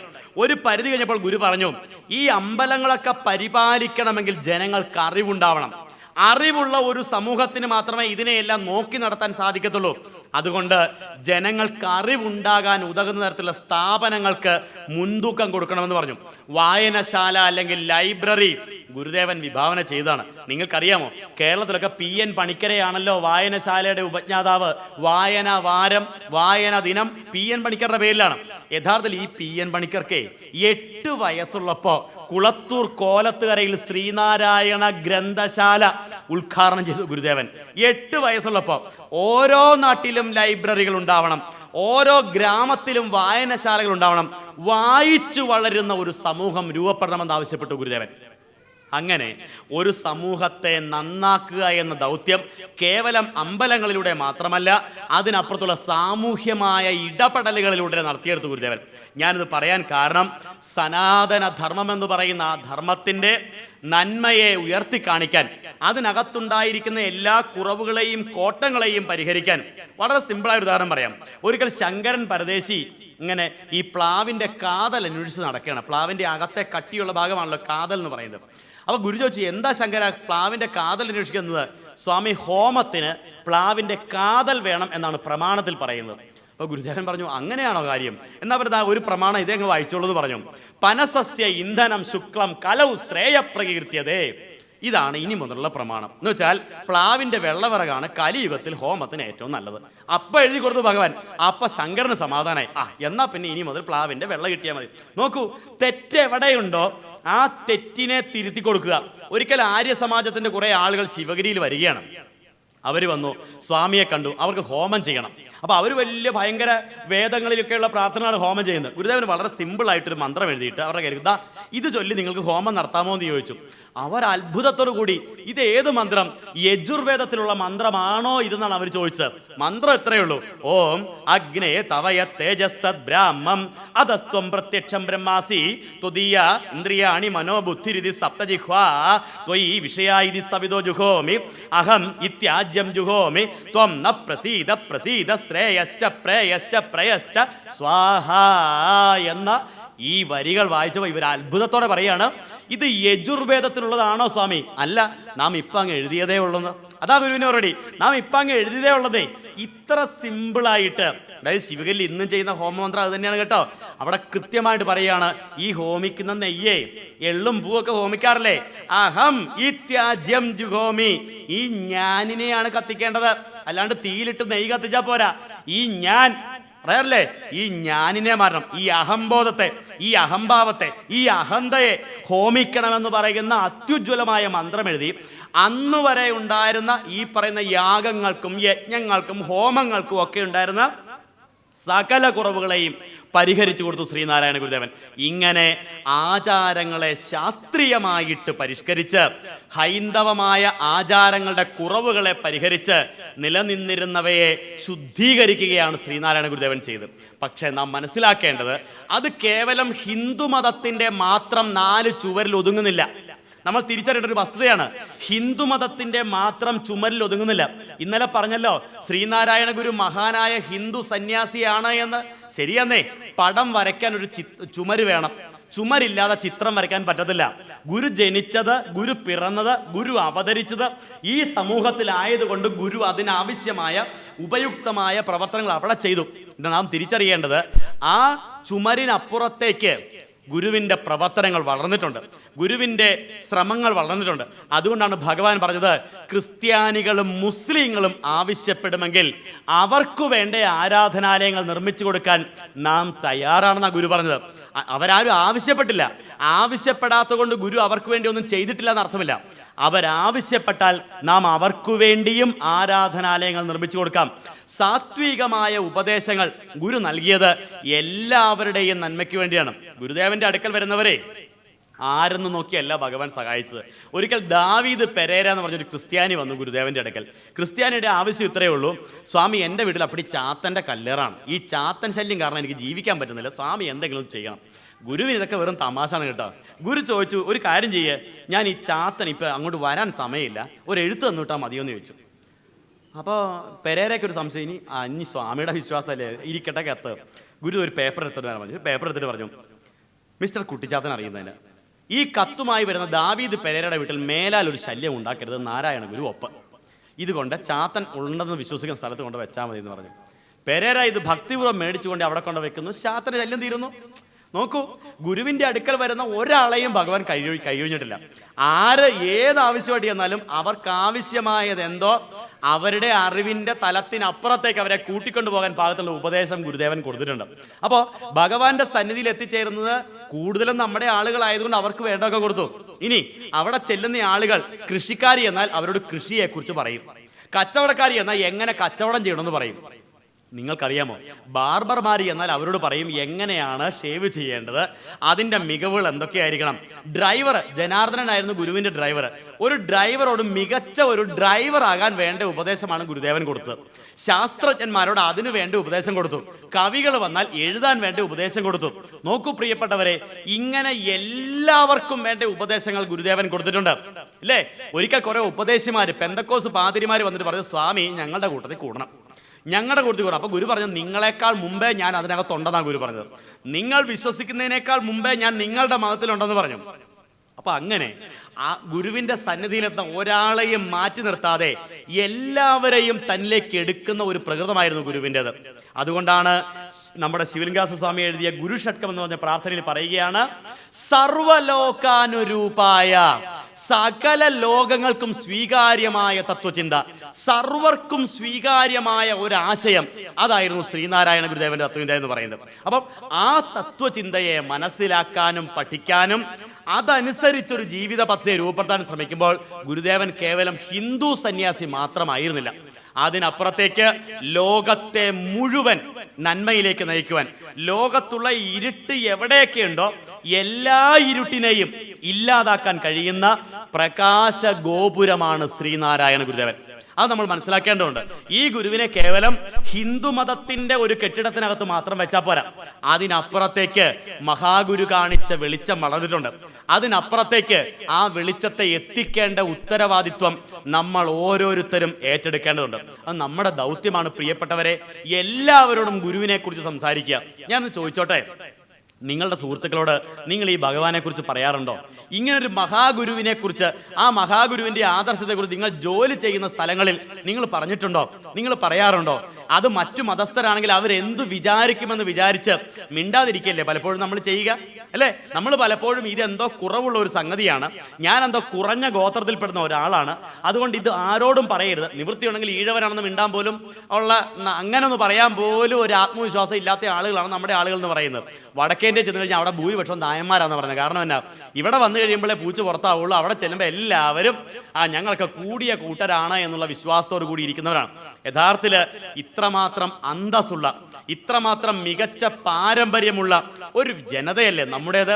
ഈഴവൻ എന്ന വാക്കിന്റെ അർത്ഥം എന്താണ്? ഈഴവൻ എന്ന വാക്കിന്റെ അർത്ഥം ഉഴവ് ചെയ്യുന്നവൻ എന്ന വാക്കിൽ നിന്നാണ് ഈഴവൻ എന്നുള്ള പദം രൂപപ്പെട്ടത്. ഉഴവൻ എന്നാൽ കൃഷിക്കാരൻ എന്നാണ്. നമ്മളെ കേവലം 2% മാത്രം ചെയ്യുന്ന ഒരു ജോലിയുടെ പേരിൽ ഈഴവന്റെ കുലത്തൊഴിൽ ചെത്താണെന്ന് വ്യാഖ്യാനിക്കുന്ന ആളുകളുണ്ട്. നിങ്ങൾ അവരോട് തർക്കിക്കാനൊന്നും പോകണ്ട. ഈ വാക്കിന്റെ അർത്ഥം മാത്രം എടുത്താൽ മതി. ഉഴവ് ചെയ്യുന്നവൻ, കൃഷിക്കാര്. തിരുവിതാംകൂറിലെ അന്നത്തെ സെൻസസ് അനുസരിച്ച് ഒരു ഈഴവന് ശരാശരി 2.25 ഏക്കർ സ്ഥലം ഉണ്ടായിരുന്നു അന്ന്. ഏതാ? തിരുവിതാംകൂറിലെ അവസാനത്തെ സെൻസസിന്റെ പ്രകാരം 2.25 ഏക്കർ സ്ഥലം സ്വന്തമായിട്ടുണ്ടായിരുന്ന ഒരു വിഭാഗം ഉഴവ് ചെയ്ത് ഈ നാടിന്റെ വിശപ്പിനെ മാറ്റിയ ഒരു സമൂഹം. രണ്ടാമത് അതിനകത്തുണ്ടായിരുന്ന വൈദ്യന്മാരാണ്, ഡോക്ടർമാർ. ഏറ്റവും കൂടുതൽ മികച്ച വൈദ്യന്മാരുള്ളത് ഈ വിഭാഗത്തിലായിരുന്നു.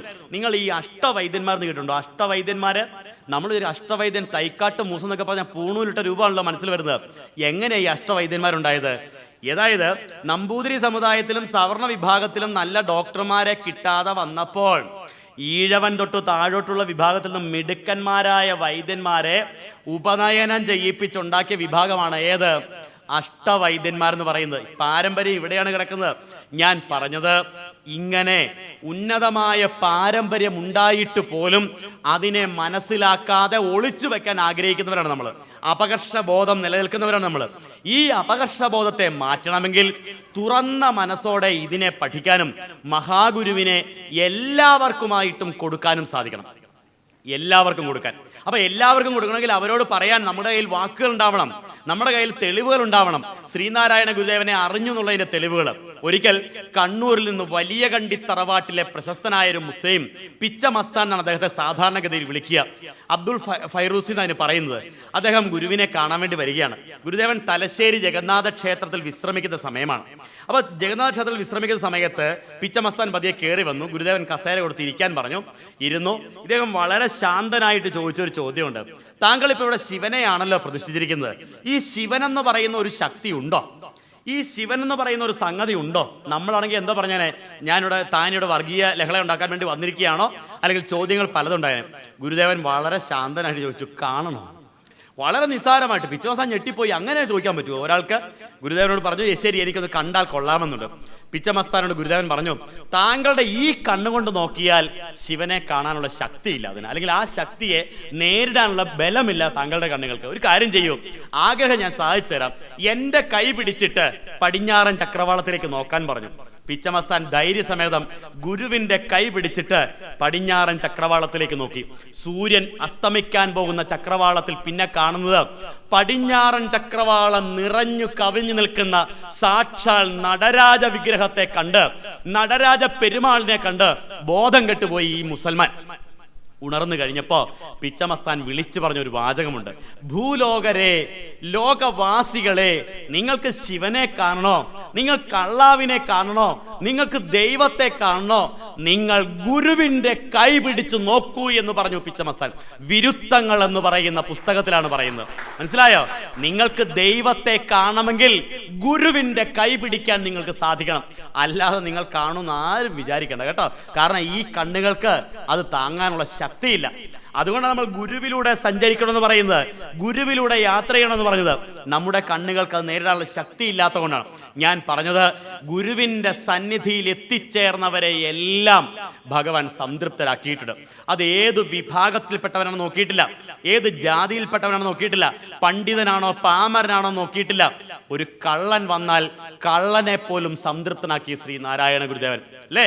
ഒരു കള്ളൻ എത്തിയാൽ, ഒരിക്കൽ അരുവിപ്പുറ ശിവഗിരിയിൽ ഭഗവാൻ ഇട്ട കപ്പ, ഗുരു നല്ല കൃഷിക്കാരനായിരുന്നു കേട്ടോ, ശിവഗിരിയിലിട്ട കപ്പ കാണാനില്ല. ഓരോ ദിവസം ഓരോ മൂടും 2 മൂടും കാണാനില്ല. പിറ്റേ ദിവസം ഈ കള്ളന് കൃത്യമായിട്ട് ഹാജരാകും. അപ്പോൾ ഗുരു അവരോട് പറഞ്ഞു, എന്തായാലും മോഷണം ഇങ്ങനെ പോയിക്കൊണ്ടിരിക്കണം, കാര്യം ചെയ്യുക, നിങ്ങൾ അത്യാവശ്യക്കാരെ ആവശ്യത്തിന് വേണ്ടത് പറിച്ചുകൊണ്ട് പൊക്കോളാൻ പറഞ്ഞു. അപ്പോൾ ഈ വിദ്വാൻ ഈ കൂട്ടത്തിലുണ്ട്. ഈ വിദ്വാൻ എന്ത് ചെയ്തു? അവനും പറിച്ചു ഒരു 2 മൂട്. അപ്പോൾ ഗുരുദേവൻ ചോദിച്ചു, 1 മൂട് പോരെ സ്വാമി, ഒന്നോടെ കിട്ടിയാൽ കൊള്ളാം. ഇന്നലെ കൊണ്ടുപോയതിന്റെ ബാക്കി വീട്ടിൽ ഇരിപ്പില്ല, പിന്നെ എന്തിനാ ഇപ്പൊ ഈ അധികമായിട്ട് ചോദിക്കുന്നത്? കണ്ടോ, അവനെ നിരാശപ്പെടുത്തിയില്ല. അവന് ഒരു എന്നാൽ അവൻ ചെയ്തത് ശരിയല്ല എന്ന് അവന് ബോധ്യം വരികയും ചെയ്യണം. അതായിരുന്നു ഗുരുവിന്റെ ഒരു സമീപനം എന്ന് പറയുന്നത്. അല്ലാണ്ട് ഒരിക്കലും ഒരാളെയും ആക്ഷേപിച്ച് അവന്റെ മനസ്സിനെ തകർക്കുകയല്ല ചെയ്തത്. അവന്റെ മനസ്സിലേക്ക് കുറച്ചുകൂടി മെച്ചമായ ഒന്ന് കൊടുത്തു, അല്ലേ? അരുവിപ്പുറത്തെ ഭണ്ഡാരപ്പെട്ടി മോഷണം പോയി എന്ന് പറഞ്ഞപ്പോൾ ശിഷ്യന്മാർ പറഞ്ഞു, സ്വാമി ഇനി എന്ത് ചെയ്യും? നമ്മൾ ആഗ്രഹിച്ച് സൂക്ഷിച്ച് നിറച്ചു വെച്ചിരുന്ന പൈസ മൊത്തം പോയി. ഗുരു പറഞ്ഞു, ഇപ്പൊ കിട്ടിയവൻ എന്തൊരു സന്തോഷമായിട്ടുണ്ട്. കാരണം ഈ ചില്ലറ പൈസ മുഴുവൻ ഓരോരുത്തരുടെ പോക്കറ്റിൽ കൂടെ കിടക്കുവാനെ കൊണ്ടുപോകാൻ പറ്റുമായിരുന്നു. ഒരുമിച്ച് ഒരു പാത്രത്തിലാക്കി കിട്ടിയോണ്ട് നല്ലൊരു കാര്യത്തിന് കൊള്ളിക്കാമല്ലോ എന്ന്. ഇതായിരുന്നു ഗുരുവിന്റെ കാഴ്ചപ്പാടെന്ന് പറയുന്നത്, അല്ലേ? ആലുവായിലെ അദ്വൈത ആശ്രമത്തിന് വേണ്ടി നല്ല പ്ലാവിന്റെ ഉരുപ്പടി അറുത്ത് വെച്ചിട്ടുണ്ട്. തൊട്ടടുത്ത വീട്ടിൽ ഒരുത്തന് ഒരു ഉരുപ്പടി കിട്ടിക്കഴിഞ്ഞാൽ അവന്റെ വീടൊന്ന് മേയാമായിരുന്നു. അവൻ രാത്രി വന്ന് ഒരു ഉരുപ്പടി, ഒരു നല്ല ഉത്തരം പൊക്കിയെടുക്കാൻ വേണ്ടി തുടങ്ങി, നടക്കുന്നില്ല. ആരെങ്കിലും ഒന്ന് കൈ പിടിച്ചാൽ ഒന്ന് പൊക്കിയാലെന്ന് നോക്കി വരുമ്പം ഏതോ ഒരു രൂപ അവിടെ വരുന്നു. പതിയെ അങ്ങേ അടുത്ത് പിടിച്ചൊക്കെ പൊക്കി കൊടുത്തു. ഇവൻ തലേ വെച്ച് ഇവനും കൊണ്ടുപോയി. പിറ്റേ ദിവസം കള്ളനെ അന്വേഷിച്ച് നാട് മുഴുവൻ അന്വേഷിച്ചപ്പോൾ ഇവന്റെ വീട്ടിൽ നിന്ന് കൈയോടെ ഈ സാധനം പൊക്കി കൊടുത്തു. അവനെ കൊണ്ട് ഗുരുവിന്റെ മുമ്പിൽ ഗുരു പറയാണ്, ഞാനല്ല ഇവന് ഈ സാധനം കൊടുത്തു വിട്ടത്, പിന്നെ നിങ്ങളെന്തിനാ ഇവനെ പിടിച്ചോണ്ട് വരുന്നത്? അല്ലേ?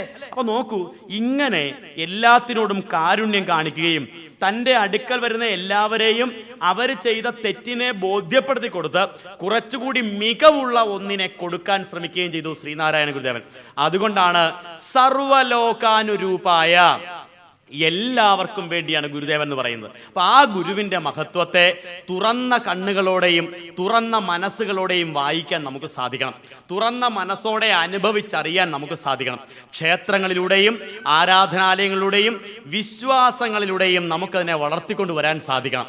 നിങ്ങളുടെ ഈ കൂട്ടായ്മകൾ അതിനുള്ളതായിരിക്കണം. നിങ്ങൾക്കറിയാമോ, ഈ ലോകത്ത് നാളേക്ക് വേണ്ടിയുള്ള കരുതൽ, അല്ലെങ്കിൽ നാളേക്ക് എന്താണോ വേണ്ടത് അതെല്ലാം നേരത്തെ തന്നിട്ട് പോയി ശ്രീനാരായണ ഗുരുദേവൻ. നമുക്ക് പഠിക്കാൻ വേണ്ട എല്ലാം ചെയ്തു വെച്ചിട്ടുണ്ട്.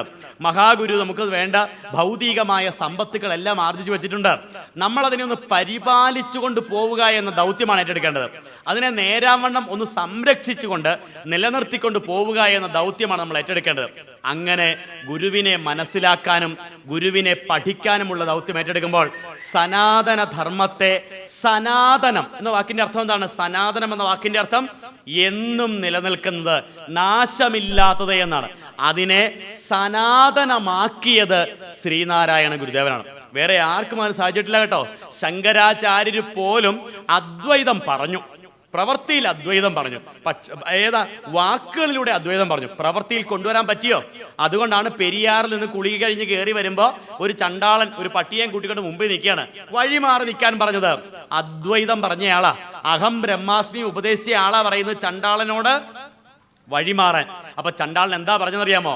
വഴി മാറേണ്ടത് എന്റെയും നിന്റെയും ശരീരത്തിനകത്തിരിക്കുന്ന ഏകമായ ആത്മാവാണോ അതോ ഈ ശരീരമാണോ വഴി മാറേണ്ടതെന്ന് ചോദിച്ചപ്പോഴാണ് ശങ്കരാചാര്യർക്ക് സത്യത്തെ പിന്നെ കുറെ കൂടി തെളിഞ്ഞു കിട്ടിയത്. ഇതുകൊണ്ടാണ് കുമാരനാശാൻ പറഞ്ഞത് ഭാവാദ്വൈതം സദാ കുര്യാത് ക്രിയാദ്വൈതം ന കുത്രചിത് എന്ന് പറഞ്ഞത്. ഭാവത്തിൽ എപ്പോഴും അദ്വൈതം ഉണ്ടായിരിക്കണം. ഏതാ ഇവരുടെ ഈ നമ്പൂതിരിമാരുടെ പ്രമാണമാണേ. ഭാവത്തിൽ അദ്വൈതമുണ്ട്, പക്ഷെ പ്രവൃത്തിയിൽ അതില്ല. അതുകൊണ്ടാണ് വൈദിക മാനികൾ ഭേദത്തിൽ ഭേദവും കൽപ്പിക്കുന്നു ആശാന് പാടേണ്ടി വന്നത്. വൈദിക മാനികൾ ഭേദത്തിൽ ഭേദവും കൽപ്പിക്കുന്നു. എന്തൊരു വൈകൃതം ബ്രഹ്മവിദ്യയെ, നിന്നിൽ എന്താണ് ഈ കാണുന്ന വൈപരീത്യം എന്ന ആശാന് പാടേണ്ടി വന്നത് ഈ ക്രിയയിൽ അദ്വൈതം ഇല്ലാതെ വന്നുകൊണ്ടാണ്. അങ്ങനെയാണെങ്കിൽ കർമ്മത്തിലും അതിൻ്റെ ചിന്തയിലും ഒരുപോലെ അദ്വൈതത്തെ, ഈ അഹം ബ്രഹ്മാസ്മി എന്ന സന്ദേശത്തെ നടപ്പിലാക്കി ഗുരുദേവന്റെ സുപ്രധാനമായ കൃതിയാണ് ബ്രഹ്മവിദ്യാ പഞ്ചകം എന്ന് പറയും. അതിനകത്ത് ഞാൻ മുമ്പ് സൂചിപ്പിച്ചല്ലോ 4 വാക്യങ്ങൾ: അഹം ബ്രഹ്മാസ്മി, തത്വമസി, അയം ആത്മാ ബ്രഹ്മ, പ്രജ്ഞാനം പരമ. ഈ 4 വാക്കുകളെയും ഗുരുദേവൻ ഒറ്റ കണ്ണികയിൽ കൊണ്ടുവരികയാണ്. പ്രജ്ഞാനം ത്വഹമസ്മി തത്വമസി തദ് ബ്രഹ്മായമാത്മേതി സംഗായൻ വിപ്രചര പ്രശാന്ത മനസോ ത്വം ബ്രഹ്മബോധോദയാത്. മനസ്സിലായോ? ഒറ്റ വരിയില്, ഒരൊറ്റ ഖണ്ഡികയിൽ ഭാരതത്തിൽ ആയിരക്കണക്കിന് ഗ്രന്ഥങ്ങളിൽ എഴുതി വച്ചിരിക്കുന്ന മഹാസന്ദേശങ്ങളെ, ആയിരക്കണക്കിന് പുസ്തകങ്ങളിൽ എഴുതി വച്ചിരിക്കുന്ന മഹാസന്ദേശങ്ങളെ ഒരൊറ്റ ഖണ്ഡികയിൽ ഒതുക്കി ശ്രീനാരായണ ഗുരുദേവൻ. അതുകൊണ്ടാണ് നമ്മൾ പറയുന്നത് ഗുരുദേവന്റെ കൃതികൾ മതി, നമുക്ക് വേണ്ടതെല്ലാം അതിനകത്ത് അടങ്ങിയിരിക്കുന്നത്. 4 വേദങ്ങളിലെ സത്യത്തെ ബ്രഹ്മവിദ്യാ പഞ്ചകം എന്ന് പറയുന്ന ഒരൊറ്റ കൃതിക്കകത്തെ ഒരു 4 വരി കൊണ്ട് പ്രതിപാദിക്കാൻ ശ്രീനാരായണ ഗുരുദേവന് മാത്രമേ സാധിക്കത്തുള്ളൂ. ഗുരുദേവന്റെ ശ്രദ്ധേയമായ മറ്റൊരു കൃതി ഉണ്ടല്ലോ, വേദാന്ത സൂത്രം എന്ന് പറയും. വേദാന്ത സൂത്രം, സൂത്രരൂപം എന്ന് പറയുന്ന ഒരു സാഹിത്യ രൂപമാണ് കേട്ടോ. നമ്മളിപ്പോൾ ഖണ്ഡകാവ്യം, മഹാകാവ്യം, നോവൽ, നാടകം എന്നൊക്കെ പറയുന്ന പോലെ പണ്ട് നിലവിലുണ്ടായിരുന്ന ഒരു സാഹിത്യ രൂപമാണ് സൂത്രങ്ങൾ എന്ന് പറയുക. ആ സൂത്രം ലോകത്താദ്യമായിട്ടുണ്ടായത് ബാദരായണനിലാണ്. ബാദരായണന്റെ എന്താ പറയാ, ബ്രഹ്മസൂത്രം എന്ന് പറയും. ബ്രഹ്മസൂത്രം നിങ്ങൾക്കറിയാമോ? ബാദരായണന് ശേഷം പിന്നീട് ഇങ്ങോട്ട് എത്ര സന്യാസിമാര് വന്നു, എത്ര ഋഷിമാര് വന്നു. സൂത്രരൂപത്തിൽ മറ്റൊരു പുസ്തകം പിന്നെ ഉണ്ടായിട്ടില്ല. അത് പിന്നെ ഉണ്ടാവുന്നത് ശങ്കരാചാര്യര് പോലും ഉണ്ടല്ലോ. ഈ ബ്രഹ്മസൂത്രത്തിന്റെ ഭാഷ്യമേ എഴുതിയിട്ടുള്ളൂ, വ്യാഖ്യാനങ്ങൾ. സൂത്രരൂപത്തിൽ പിന്നീട് ഒരു പുസ്തകം ഉണ്ടായത് 3000 കൊല്ലത്തെ ഇടവേളയ്ക്ക് ശേഷം ശ്രീനാരായണ ഗുരുവിലാണ്. പുസ്തകത്തിന്റെ പേര് വേദാന്ത സൂത്രം. മനസ്സിലായോ?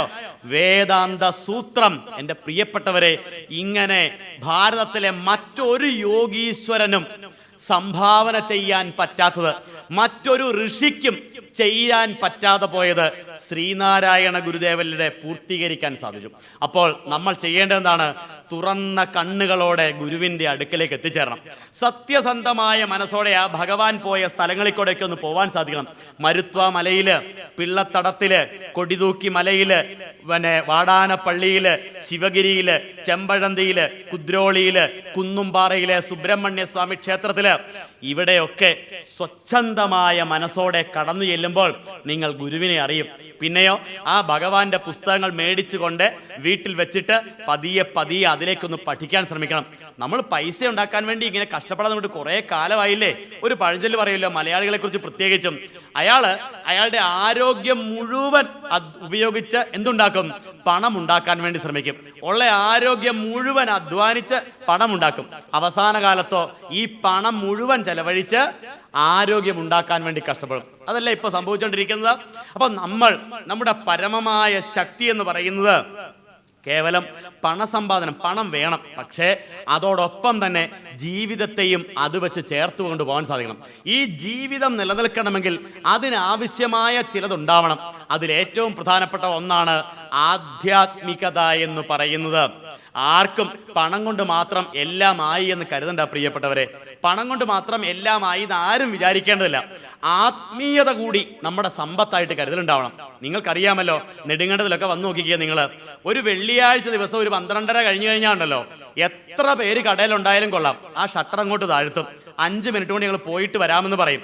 വെള്ളിയാഴ്ച നിസ്കരിക്കാത്ത ഒരൊറ്റ മുസൽമാനില്ല. ഞായറാഴ്ച പള്ളിയിൽ പോകാത്ത ഒരൊറ്റ ക്രിസ്ത്യാനിയില്ല. അവർക്ക് അവരുടെ ആധ്യാത്മികത വളരെ വലുതാണ്.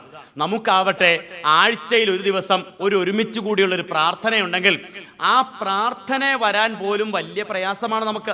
ഇവിടെയൊക്കെ ഉണ്ടല്ലോ ഗുരുകുലങ്ങളിലും ഇവിടെ കുടുംബ കൂട്ടായ്മയും പ്രാർത്ഥനയൊക്കെ ഉണ്ടല്ലോ, അല്ലേ? ഉണ്ടല്ലോ. എല്ലാവരും പോവാറുണ്ടെന്ന് ഞാൻ വിശ്വസിക്കുന്നു. ഞങ്ങളുടെ നെടുങ്കണ്ടത്തിലൊക്കെ ആണെങ്കിലുണ്ടല്ലോ, ചിലപ്പോൾ ഈ പ്രാർത്ഥനയ്ക്കൊക്കെ വരാൻ വലിയ മടികളെ ചിലരൊക്കെ ഉണ്ട്, വളരെ അപൂർവമായിട്ടുണ്ടാവുള്ളൂ. ചില ചേച്ചിമാരെയൊക്കെ ഞാൻ കാണുമ്പോൾ ചോദിക്കും, ചേച്ചി ഇന്ന് ഞായറാഴ്ചയല്ലേ, ഇന്ന് കുടുംബയോഗത്തിന് വരുന്നില്ല, ഇന്ന് പ്രാർത്ഥനയ്ക്ക് വരുന്നില്ലേ? അവർ വലിയ ദേഷ്യത്തോടെ പറയും, ഞാനിന്ന് വരുന്നില്ല. ഓഹോ, ഭയങ്കര ദേഷ്യമാണല്ലോ, എന്നാ കാര്യം? അതോ, അവൾ എൻ്റെ വീട്ടിൽ പ്രാർത്ഥനയ്ക്ക് വന്നിട്ടില്ല, അതുകൊണ്ട് അങ്ങോട്ട് എൻ്റെ പട്ടിയല്ലേ പോകുന്നു. മനസ്സിലായോ? ഈ ചിരി കണ്ടാൽ കുവൈറ്റിലും ഉണ്ടോ ചില പ്രശ്നങ്ങളൊക്കെ. അതുകൊണ്ട് എൻ്റെ വീട്ടിൽ വന്നവരുടെ ലിസ്റ്റ് എൻ്റെ കയ്യിൽ ഇരിപ്പുണ്ട്. അതനുസരിച്ച് ഞാൻ അങ്ങോട്ട് പൊക്കോളാം എന്ന് പറയുന്നത് ഭക്തിയുടെ ലക്ഷണമല്ല, കച്ചവടത്തിൻ്റെ ലക്ഷണമാണ്. ഇങ്ങോട്ടുണ്ടെങ്കിൽ അങ്ങോട്ടുണ്ടെന്നേ, അത് ശരിയില്ല ഒരിക്കലും. ഇങ്ങോട്ട് വരാത്തവരുടെ വീട്ടിലേക്ക് വേണം നിങ്ങൾ പോകാൻ ഉത്സാഹിച്ച്. കാരണം എന്താ? അതാണ് ത്യാഗത്തിന്റെ ലക്ഷണം എന്ന് പറയുന്നത്. ഇങ്ങോട്ട് വന്നില്ലെങ്കിൽ പോലും അങ്ങോട്ടൊന്ന് ചെല്ലാനുള്ള ഒരു മനോഭാവം കാണിക്കുമ്പോൾ നമ്മൾ യഥാർത്ഥത്തിൽ ഗുരുവിലേക്ക് ഒന്നുകൂടി അടുക്കുകയാണ് ചെയ്യുന്നത്. അപ്പൊ അങ്ങനെ ആഴ്ചയിൽ ഒരിക്കൽ ഒരു മണിക്കൂർ 2 മണിക്കൂറൊന്നും നാമം ജപിക്കാൻ പറ്റാത്ത ആളുകളല്ലേ നമ്മൾ. പിന്നെ പറഞ്ഞിട്ട് കാര്യമുണ്ടോ?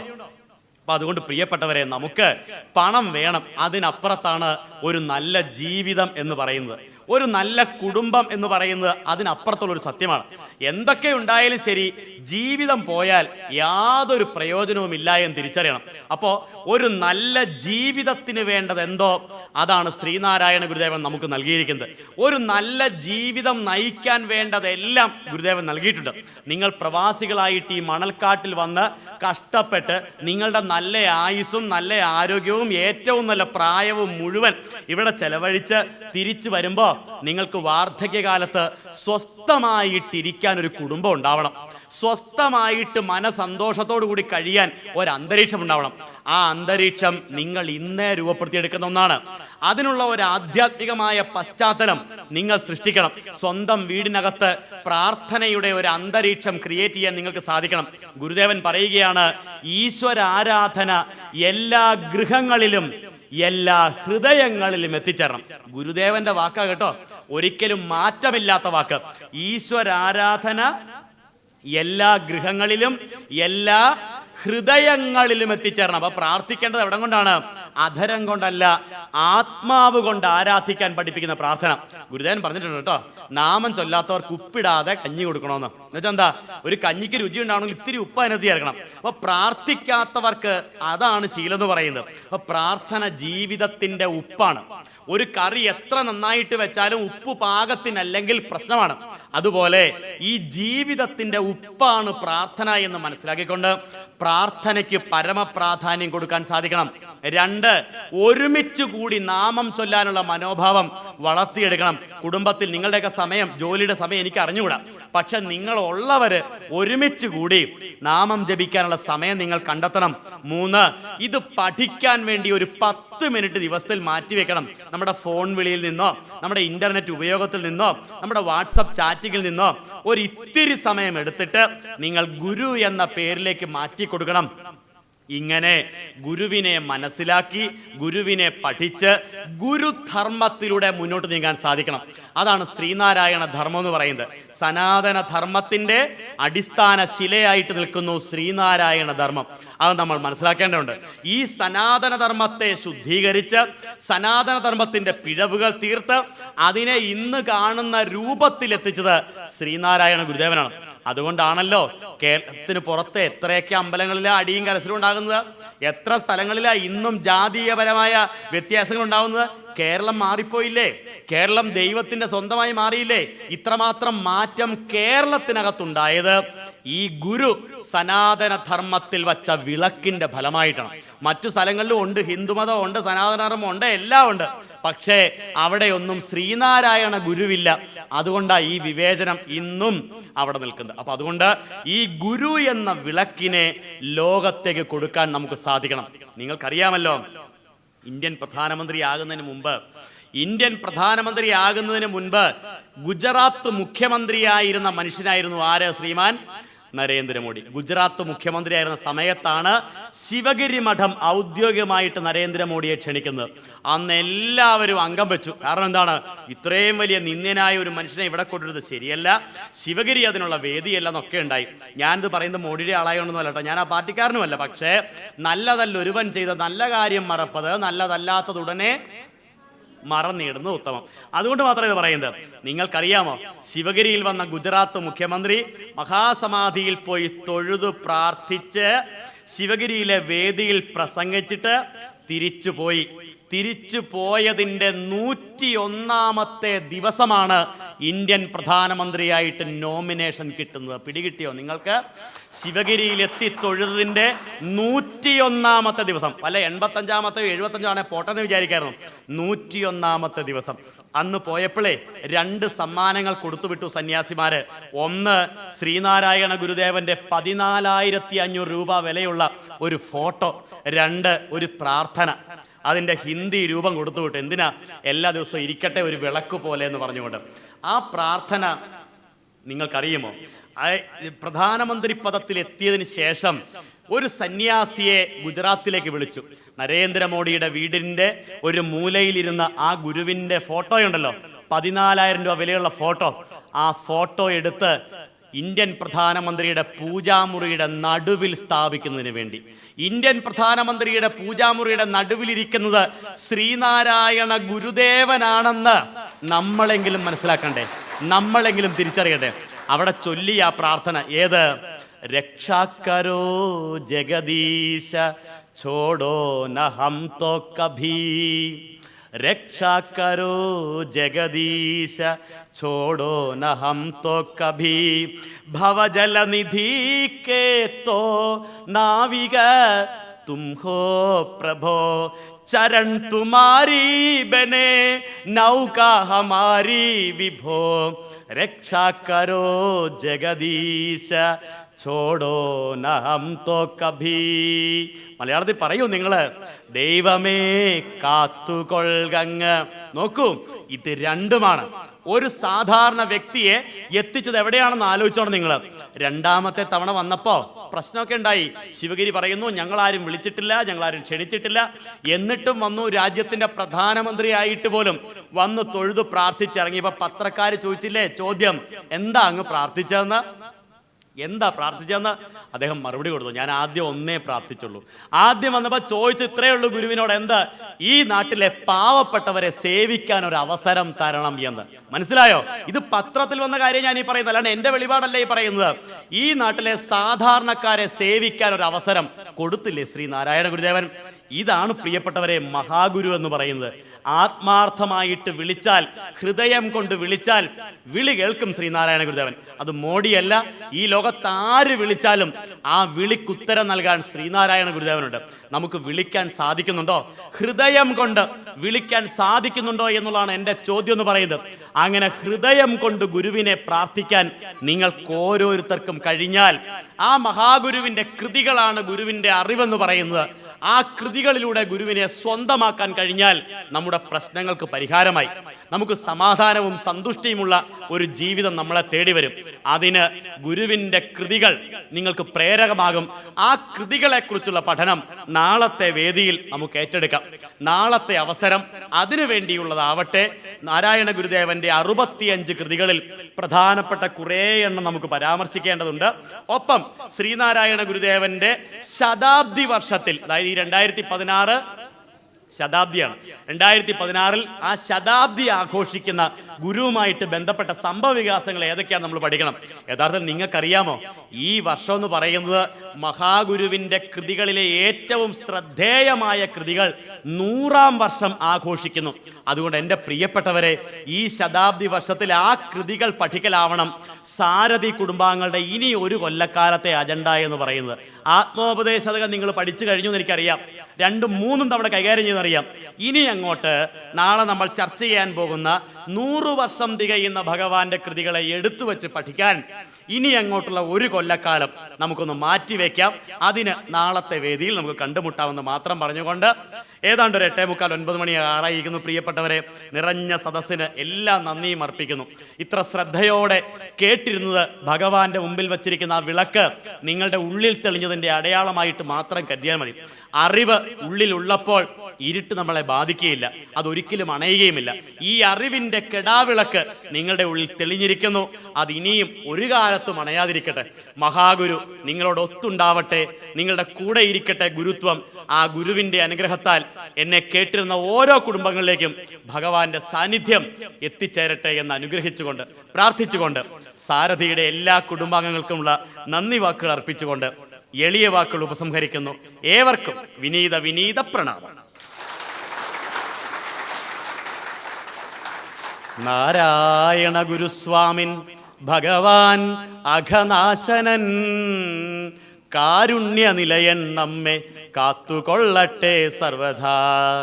ഓം കായേന വാച മനസേന്ദ്രിയൈർവ ബുദ്ധ്യാത്മനോ വാ പ്രകൃതേർ സ്വഭാവാത് കരോമി യദ്യത് സകലം പരസ്മൈ നാരായണായേതി സമർപ്പയാമി. ഓം ശ്രീ നാരായണായേതി സമർപ്പയാമി. സർവം ശ്രീ നാരായണായേതി സമർപ്പയാമി. ഓം പൂർണ്ണമദ പൂർണ്ണമിദം പൂർണ്ണാത് പൂർണ്ണമുദച്യതേ പൂർണ്ണസ്യ പൂർണ്ണമാദായ പൂർണ്ണമേവാവശിഷ്യതേ. ഓം ശാന്തി ശാന്തി ശാന്തി.